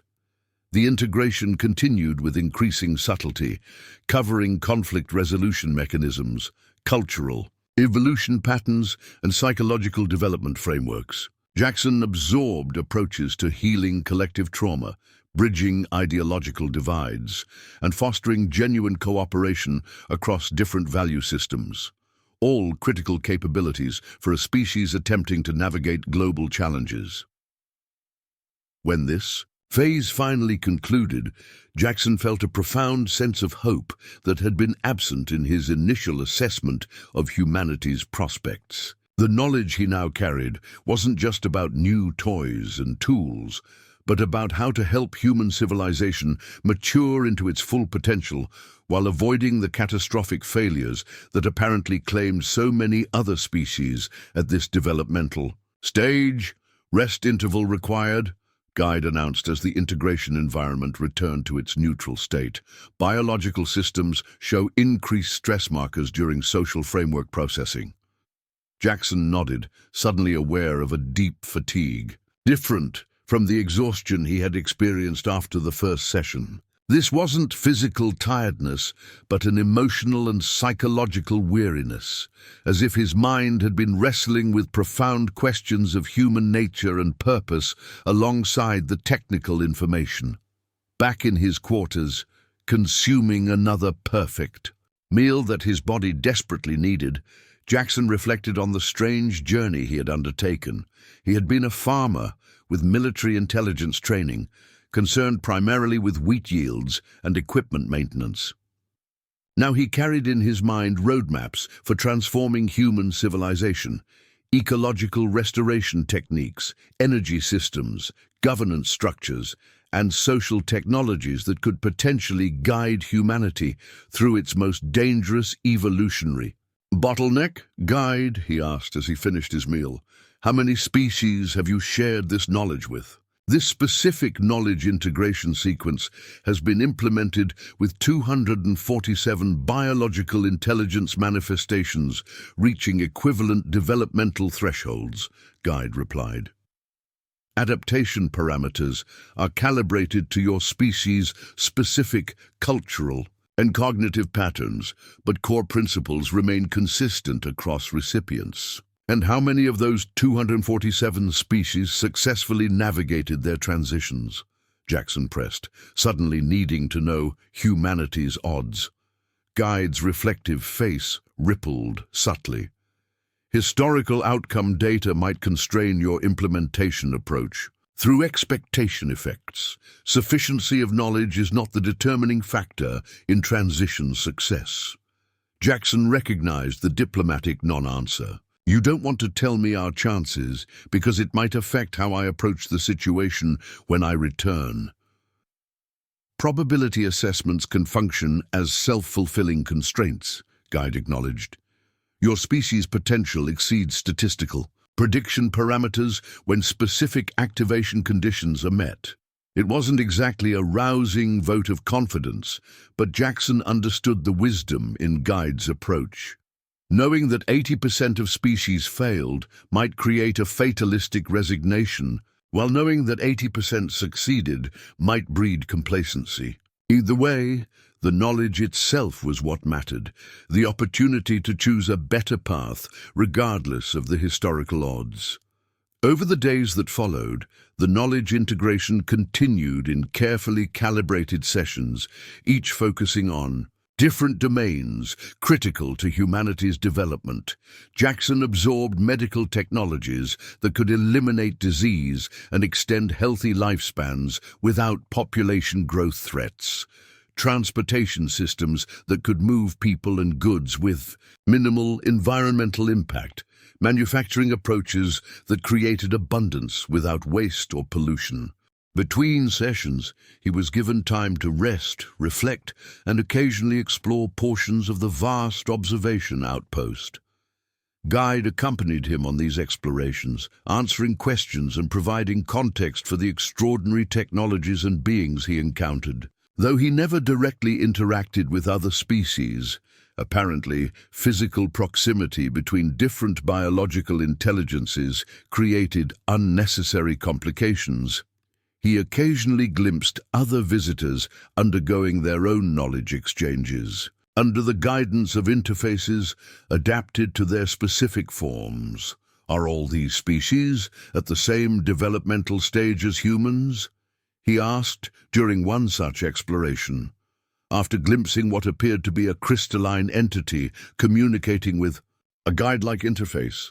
The observation outpost accommodates intelligence manifestations across multiple developmental categories, Guide explained.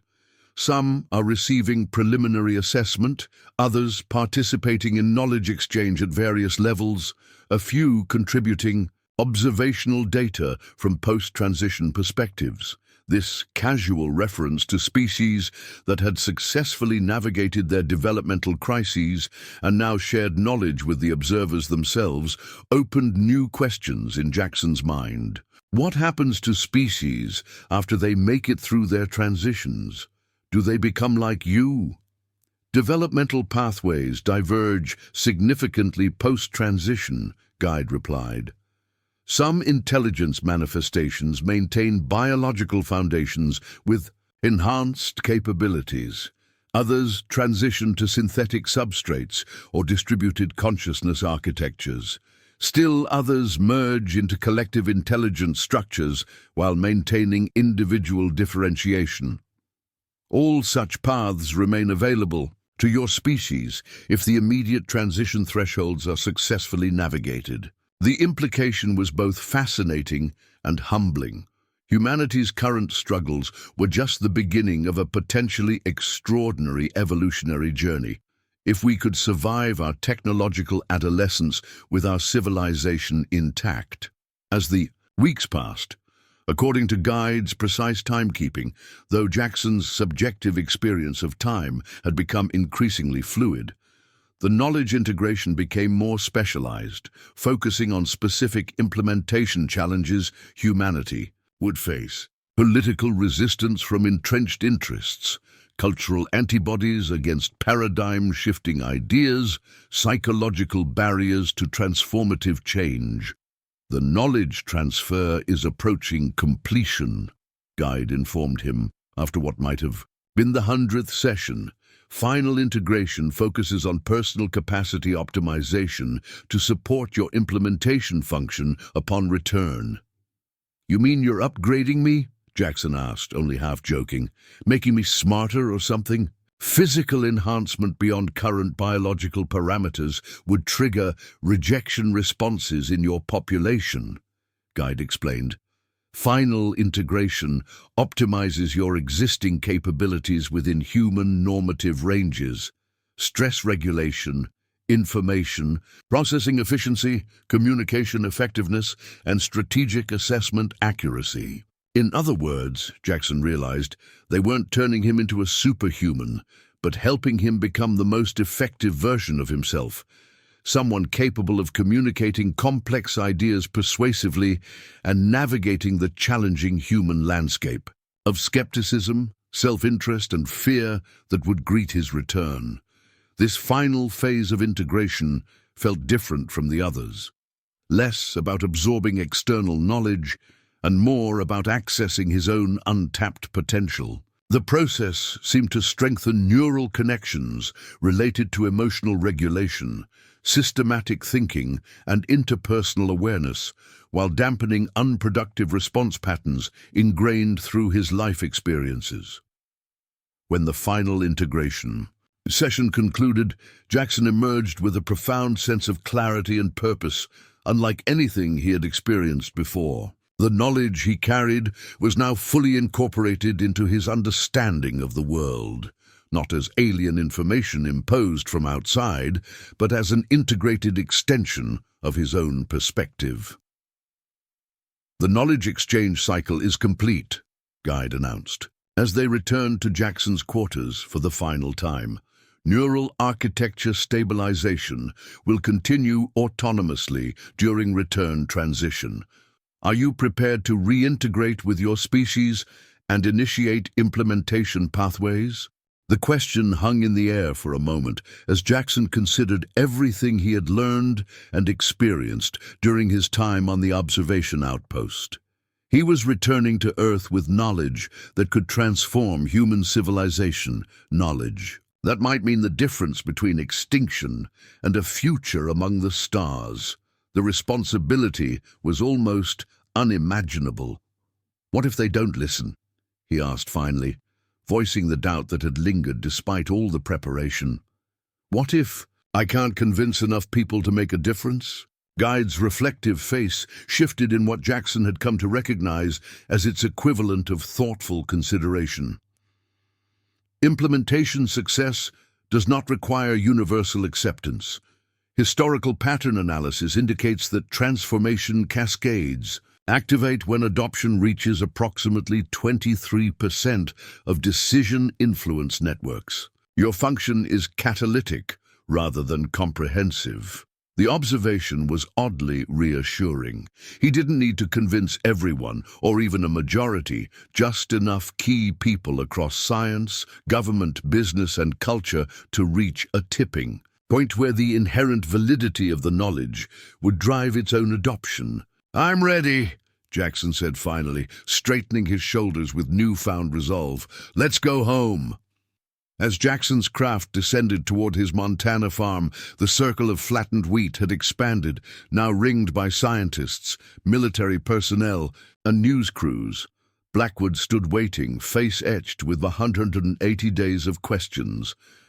Jackson carried humanity's future in his transformed mind, sustainable technologies, social frameworks, and evolutionary pathways that could navigate our greatest challenges. Not everyone would listen, but enough would.